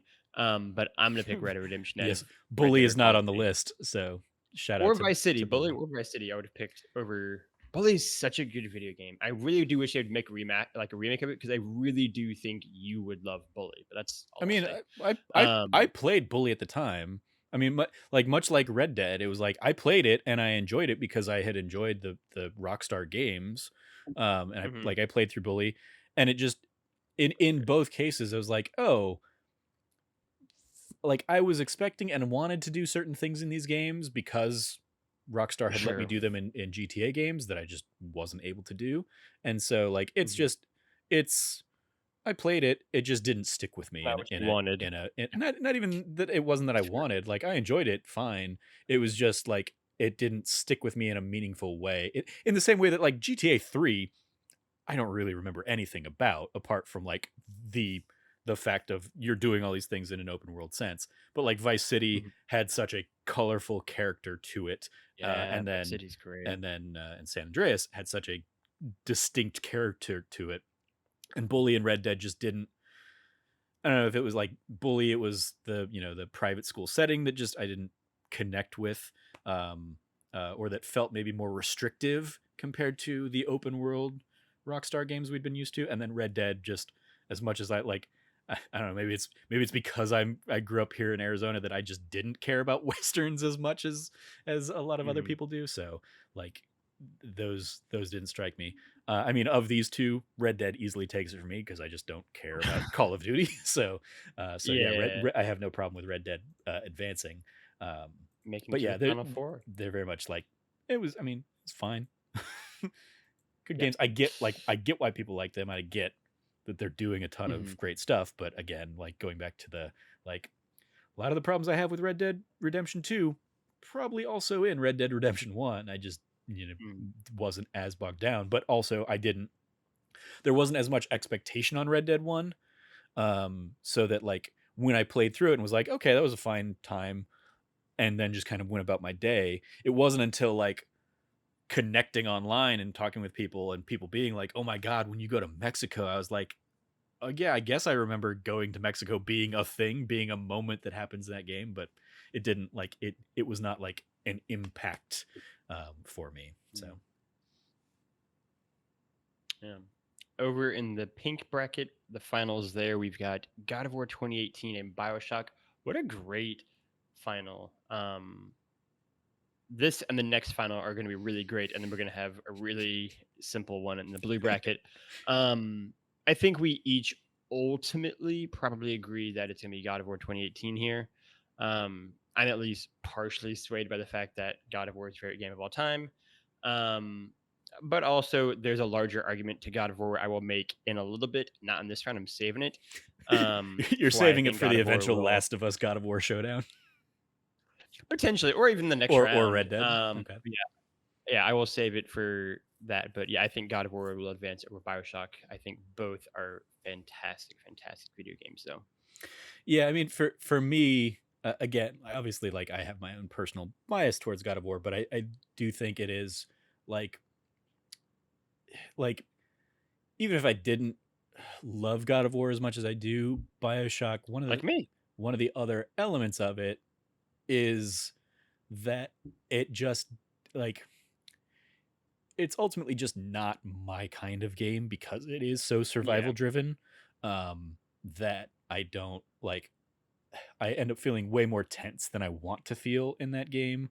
Um, and like it's one that I was like, I'm never gonna go like I got the platinum for Bioshock Infinite. I'm never gonna go for the platinum in in the original Bioshock game It's because also a playing playing on really hard brutal mode and stuff platinum. like it. But even like again, like Bioshock Infinite, you had to play on like the 1999 super hard mode or whatever, and I did it. I made it through, and I like it. That one because maybe because it was so bright and colorful and stuff, I just never felt the like survival nature of that game Yeah, compared it's to the original Bioshock. That is, you are incredibly claustrophobic and stuff. Of like, hey, I'm trapped in an underwater city. Yeah, that sucks. So yeah, it I think like that's an element of the aversion to it, and then also like, I mean, there's a whole thing of like, I don't really want to support anything that like people think is a a celebration of Ayn Rand ideology, even though it's very clearly like a hey, if you want to try and believe that shit, this is what happens. Everything falls to shit. But the fact that people like tout that as like a great are like stupid. showcase of Ayn Randism, I'm like, I don't want to give you guys any kind of like weight because what? So yeah. But yeah, Fair so enough. it sounds like God of War 2018 moves on. Makes semifinals. Next up, we've got The Last of Us versus Super Mario 64, which is a really interesting one for me actually. Again, going back to that legacy of Super Mario 64 being the very first video game I beat, and kind of tracing, you know, my time with games from there all the way to, you know, almost 20 years later with The Last of Us, right? And my time playing through that game, right? My journey there and how games have evolved over that time period, how storytelling had evolved, how characters had evolved, how gameplay had evolved, how kind of a marriage of all those elements had come so far from where Mario 64 had taken it. And then also looking back and still thinking, damn, Mario 64 is a like almost perfect video game for what it's trying to be in the times it's trying to do it in.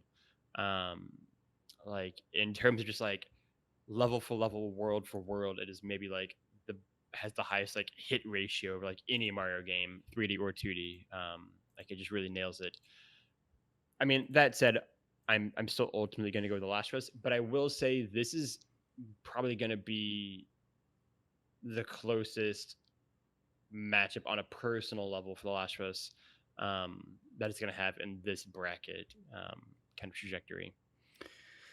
Yeah, for me, this one comes down to there is a point in my life where I would have preferred a gameplay driven game like Super Mario Hmm. 64. But I long ago turned into I enjoy playing games for stories and for Yeah, characters, join the fan club, man. Get the Letterman's jacket. and that's where Last of Us is Yeah, takes this battle for me. And there, I mean, there are still the occasional games where I'm like, oh, this is just like really satisfying to play from a gameplay loop yeah, perspective, even if story and characters and stuff aren't, if I'm not engaged in them or whatever. But it's significantly more rare that I encounter those kinds of games these days, and it is much more so like I want a cool story or an interesting story or characters or ideas that go beyond just like we're going to do this one thing better than any game has ever done that one thing before, which is arguably what Super Mario 64 was doing. Was like we're gonna do platforming better than anybody's ever done platforming before because we've got this whole third dimension for it. And at the time that was great, and whatnot. But even again, like playing that last year when they did the Super Mario 3D All Stars or whatever, just playing it and being like, this game does not feel good now because it's limited by such restrictive camera angles and stuff like that. And I mean, it was designed to be restricted like that. So I hmm don't necessarily fault it for that, but it feels like something that could feel better here in 2021 with all the innovations that games have continued making over the yeah. last 25 years. And it just doesn't. So Last of Us gets my vote here as well.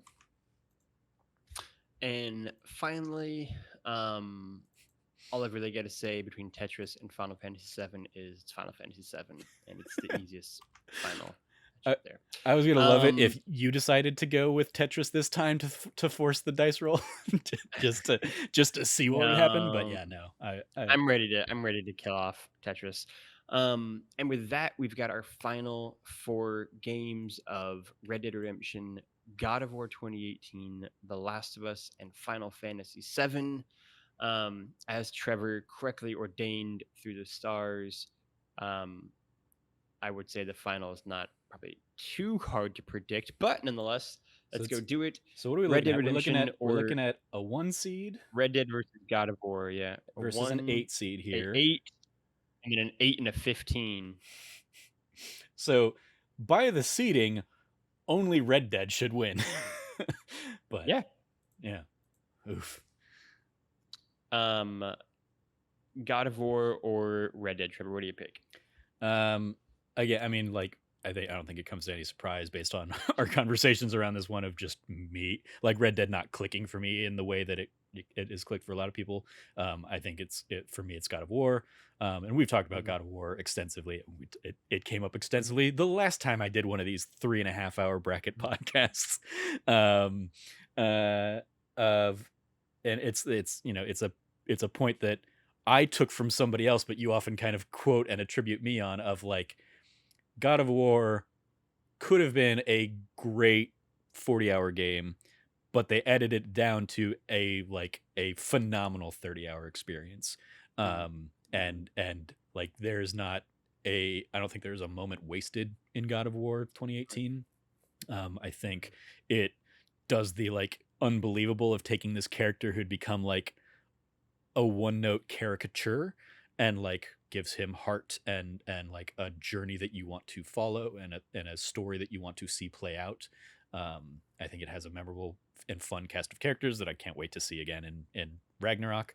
And so yeah, I think it is and the gameplay is just like so thoroughly satisfying as a evolution of the ideas that were introduced. I mean, it is still very much like at its core like you are destroying as many things as you can, but in like less like let's see how high number combo you can get like the original God of War games. And this is taking the like evolution in combat that you see in games like your Bloodborns and stuff like that, and kind of plopping that down into this third person action adventure world of God of War 2018. And so yeah, just every little bit of that game is satisfying for me.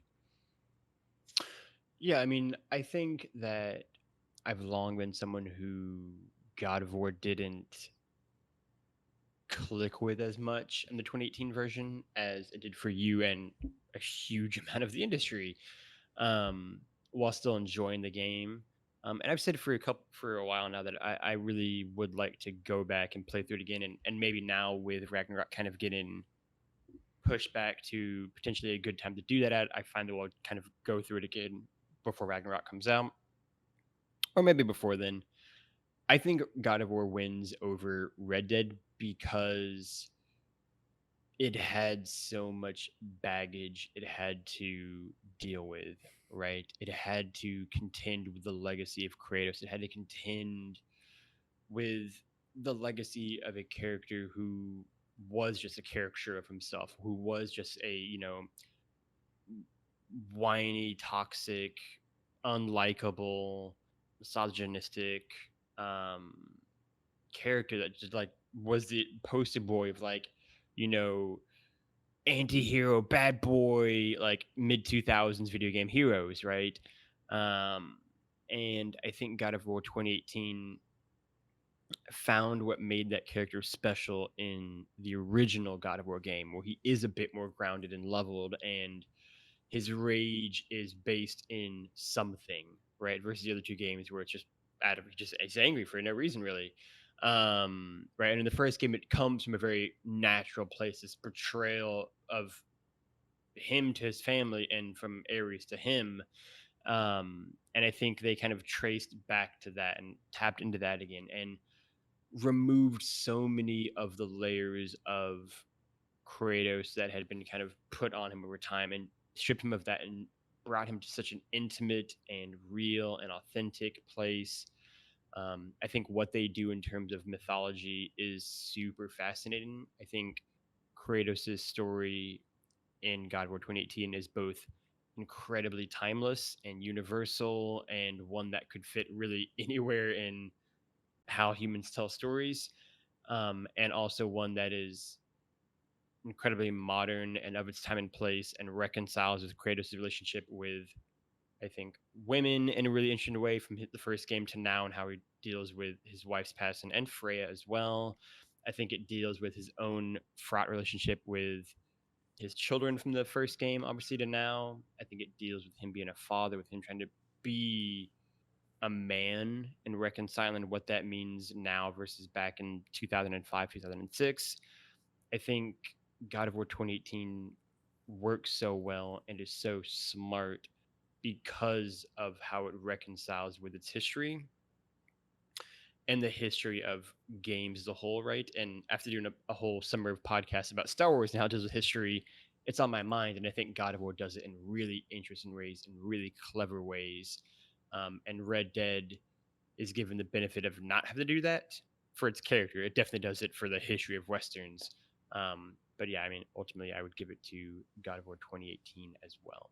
All right, God of War advances and makes it to the finals. which is further than it made it in the PlayStation bracket. It got knocked out by Marvel Spider-Man last time around. Again, I think that might have been like a dice Fair roll, enough. but I was just Probably, looking almost that up while certainly. you were while you were talking. So we're at to Um, Last of Us versus Final Fantasy VII now on the other side of the bracket. It's interesting yeah, because I mean, this is again, very much a very Logan game versus a very Trevor game. yeah, I will say that a little bit like in Super Mario 64, I find this one really interesting because of the connective tissue between these two games. Like you touched on about how you can trace the seeds of what Final Fantasy VII did through to games like Bioshock and then to The Last of Us and then carrying it forward to games like God of War 2018 in some ways. And so I think without Final Fantasy VII, The Last of Us might not exist. And I think The Last of Us took what Final Fantasy VII did and then, you know, did it in a way that they never could have dreamed of, both due to technical limitations and also due to the state of, I think, writing and narrative storytelling in the games industry in '97 as well. So I would put The Last of Us ahead of Final Fantasy VII. I agree. It'd be interesting because there are other Final Fantasies that I certainly would put Yes. above The Last of Us, and I might, from a personal standpoint, still put Final Fantasy VII above The Last of Us myself. But I do think that, like, when I think about Final Fantasy VII, as you were just kind of like espousing there, like while you were talking about that, I was thinking like, yes, I love Final Fantasy VII, but there's a lot of stuff in Final Fantasy VII I don't like. There are a lot of like Mhm. just things that you have to do, or things like there are a lot of filler things in there in a way that I don't think there are filler things in Last of Us. I think Last of Us is another game that like is really incredibly well paced, and Yeah. doesn't waste your time really ever.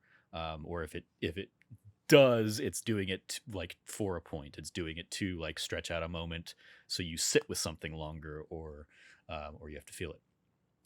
So yeah, I think Last of Us would take it for me here as well. Um, Even if like I'm more inclined, just because I'm also like I've reached a point where I'm like, I don't know if I want to sit in a game like Last of Us that's going to just like be so bleak and sad Mhm. after the year we've just had, a year and a half we've just had. Mm. Like I would probably sooner have a thing where, yeah, I can fly in an airship around the world, or ride around this like weird ostrich bird chocobo thing, and race it in a giant casino. I would certainly probably rather have that kind of fun, but yeah, from Mhm. a game perspective, I think Last of Us is incredibly strong at what it does, and yeah, it does not like take your time for granted in that regard. Yeah. So yeah, Last of So Us will move forward. that's the Um, final. so one of the things we did, and I'll throw it to you if you want to Mhm. do it here, that we did in Mhm. the PlayStation bracket, was we took basically the runner ups there and we kind of pit them against each other to determine like the third and fourth place games. So would you want to spar Red Dead against Final Fantasy VII, or do you want to just move on We to the can, finals? but I mean, I would even contend as far as to say like I'm content saying Final Fantasy VII is ahead of Red Dead. Um, it's interesting though because neither one of them is our favorite respective things from like those entities, whether Yeah. it's like Rockstar or Final Fantasy. So it is kind of an interesting matchup in that regard. Um, but I'm content to have Seven be three and Red Dead before. All right. Um, and then yeah, we're at the big matchup of God of War 2018 versus The Last of Us. Who knew in a contest that could have it possible for Trevor's favorite game of all time to go up against my favorite game of all time? That's what the finals would look like. Who could have guessed it? Um, yes, it helps that they're also two phenomenal video games that are among the greatest games ever made. Um, what Trevor doesn't know is that ever since he first gave a little soliloquy about Final Fantasy VII, he planted an idea in my head for this matchup when I kind of thought we might go here. So I am actually completely open to the idea that God of War should win this, because of the idea that I think The Last of Us is a better video game personally.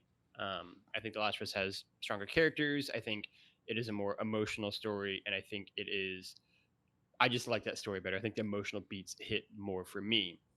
However, having said that, I think the connective tissue, like you alluded to, of Final Fantasy to Bioshock to Last of Us to God of War can really be seen in some ways, right? And I think God of War 2018, the way that game is made, doesn't really exist without what The Last of Us did in terms of bringing forward really dark, emotionally mature storytelling into games in a really big AAA sense.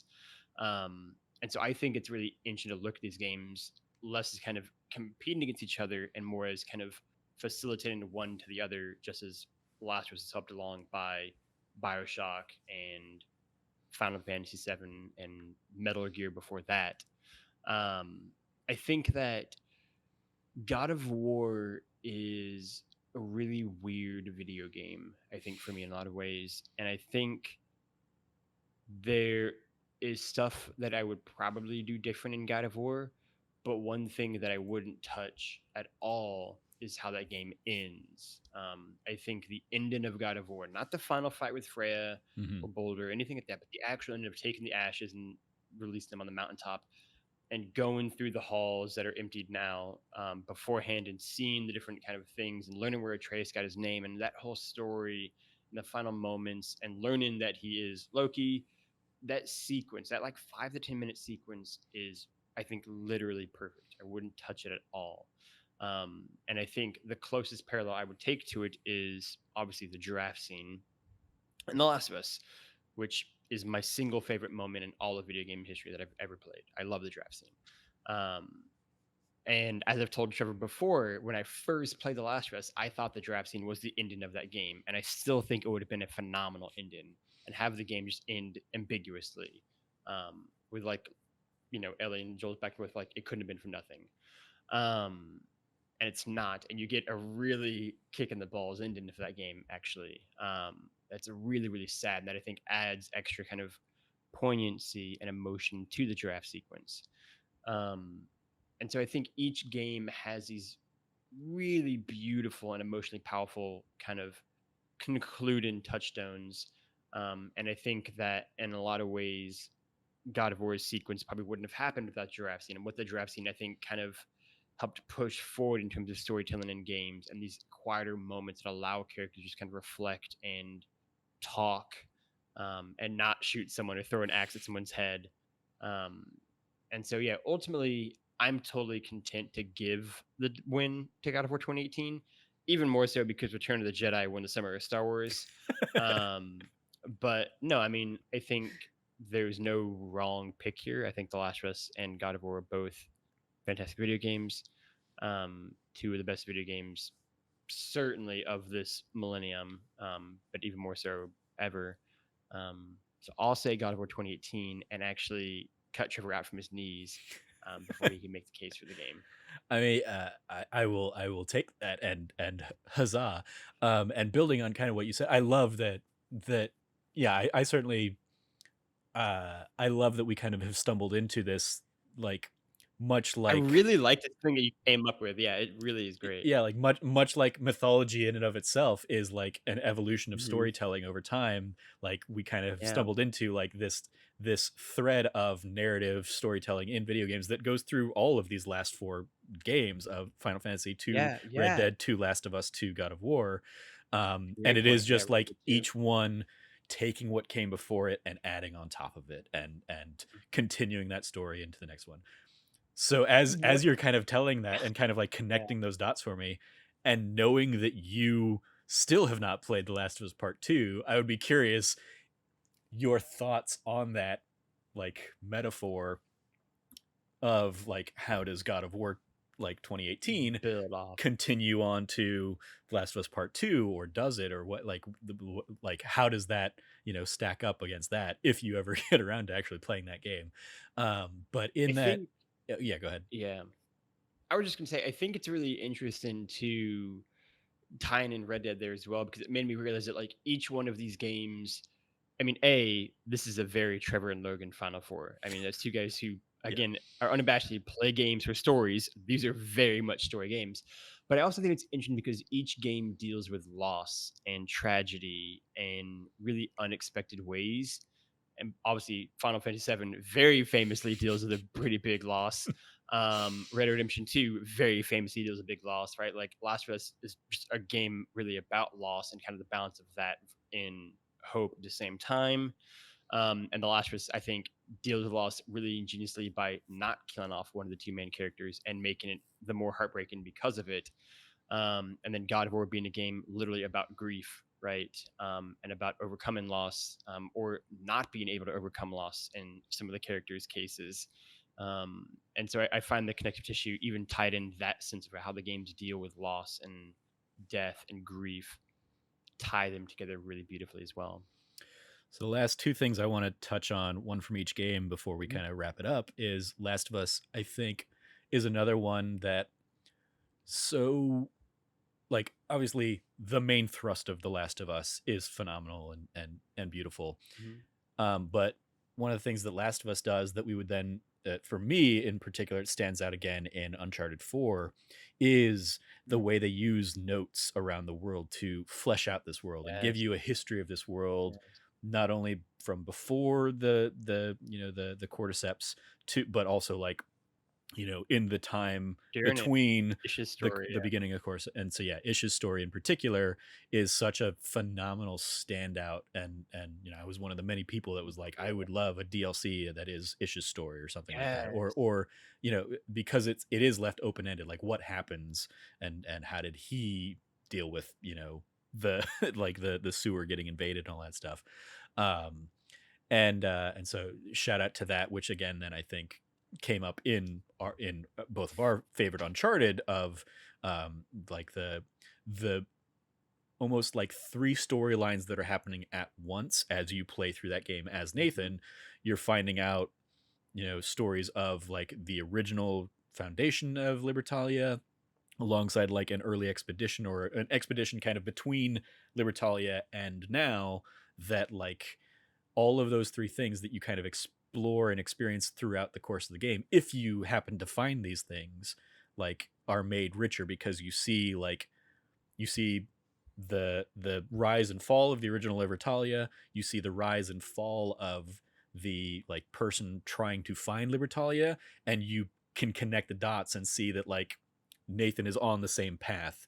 And if Mhm. he doesn't make the right choices, you're going to see the rise and fall of Nathan Drake in this as well. And I love just that like parallel storytelling through completely optional means. That again, much like in Last of Us, you can completely miss the Ish stuff, and if you do, like that's so sad What a because treasure. you're Yeah. missing such a beautiful like Yeah. contextual storytelling of this element in the game, this area in the Wow. game that you otherwise might just kind of like blow through.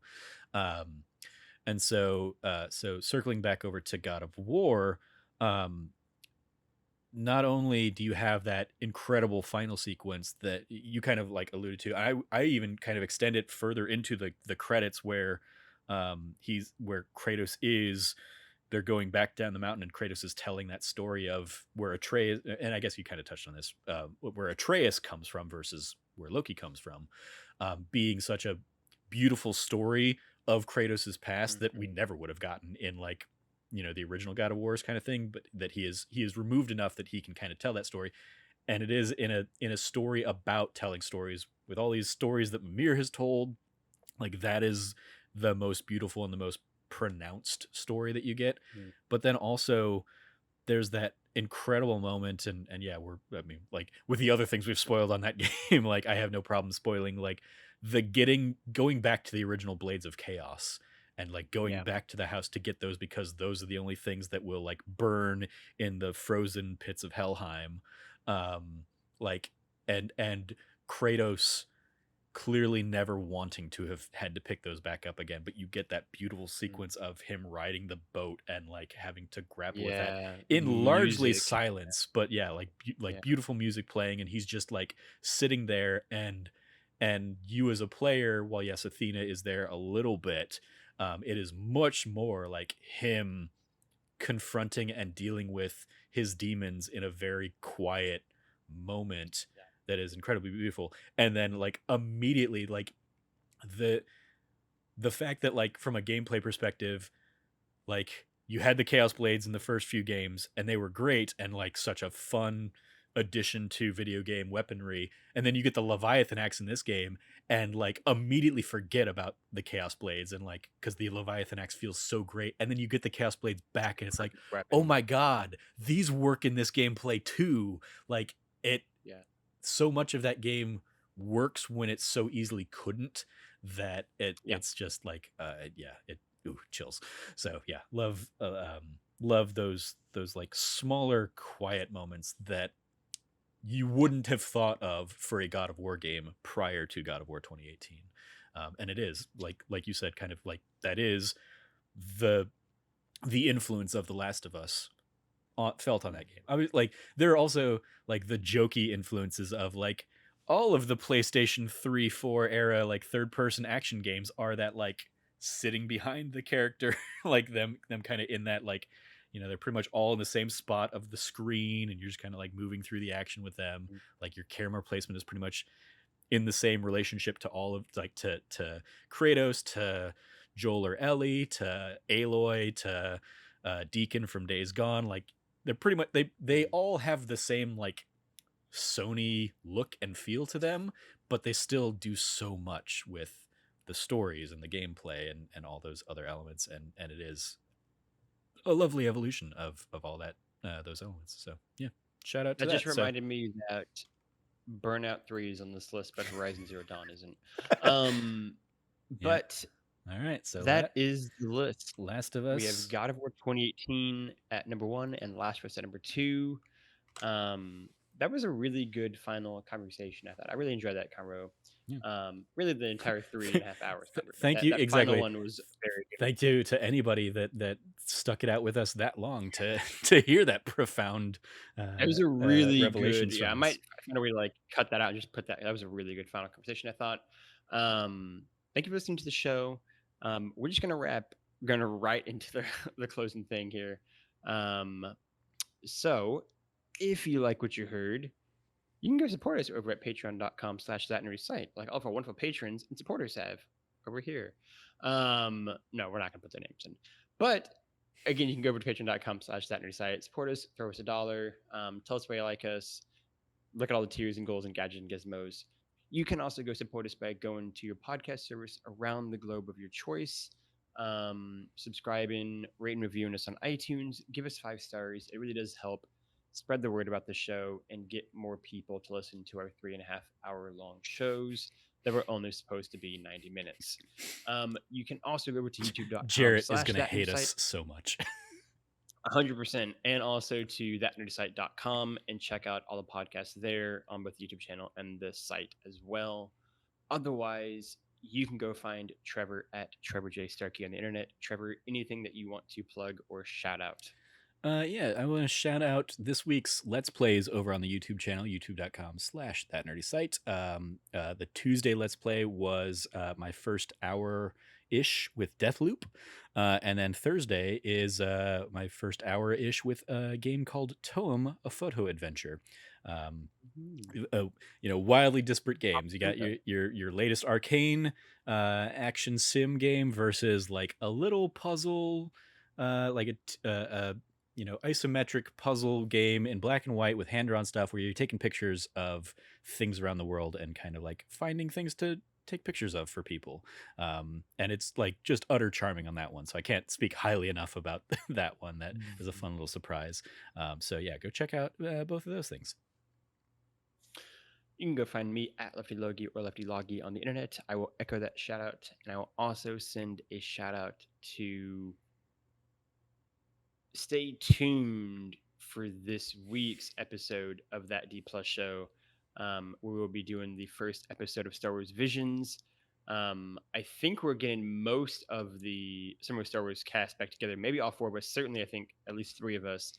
I'm not sure if I've seen Frank comment on it yet, Yeah, but yeah. I think we're all in, and I believe Christian Puente is going to join us again I'll have as like our a anime live expert. person show on that. I'm really excited about it actually. I think that Star Wars Visions looks really weird, and I like weird Star Wars together.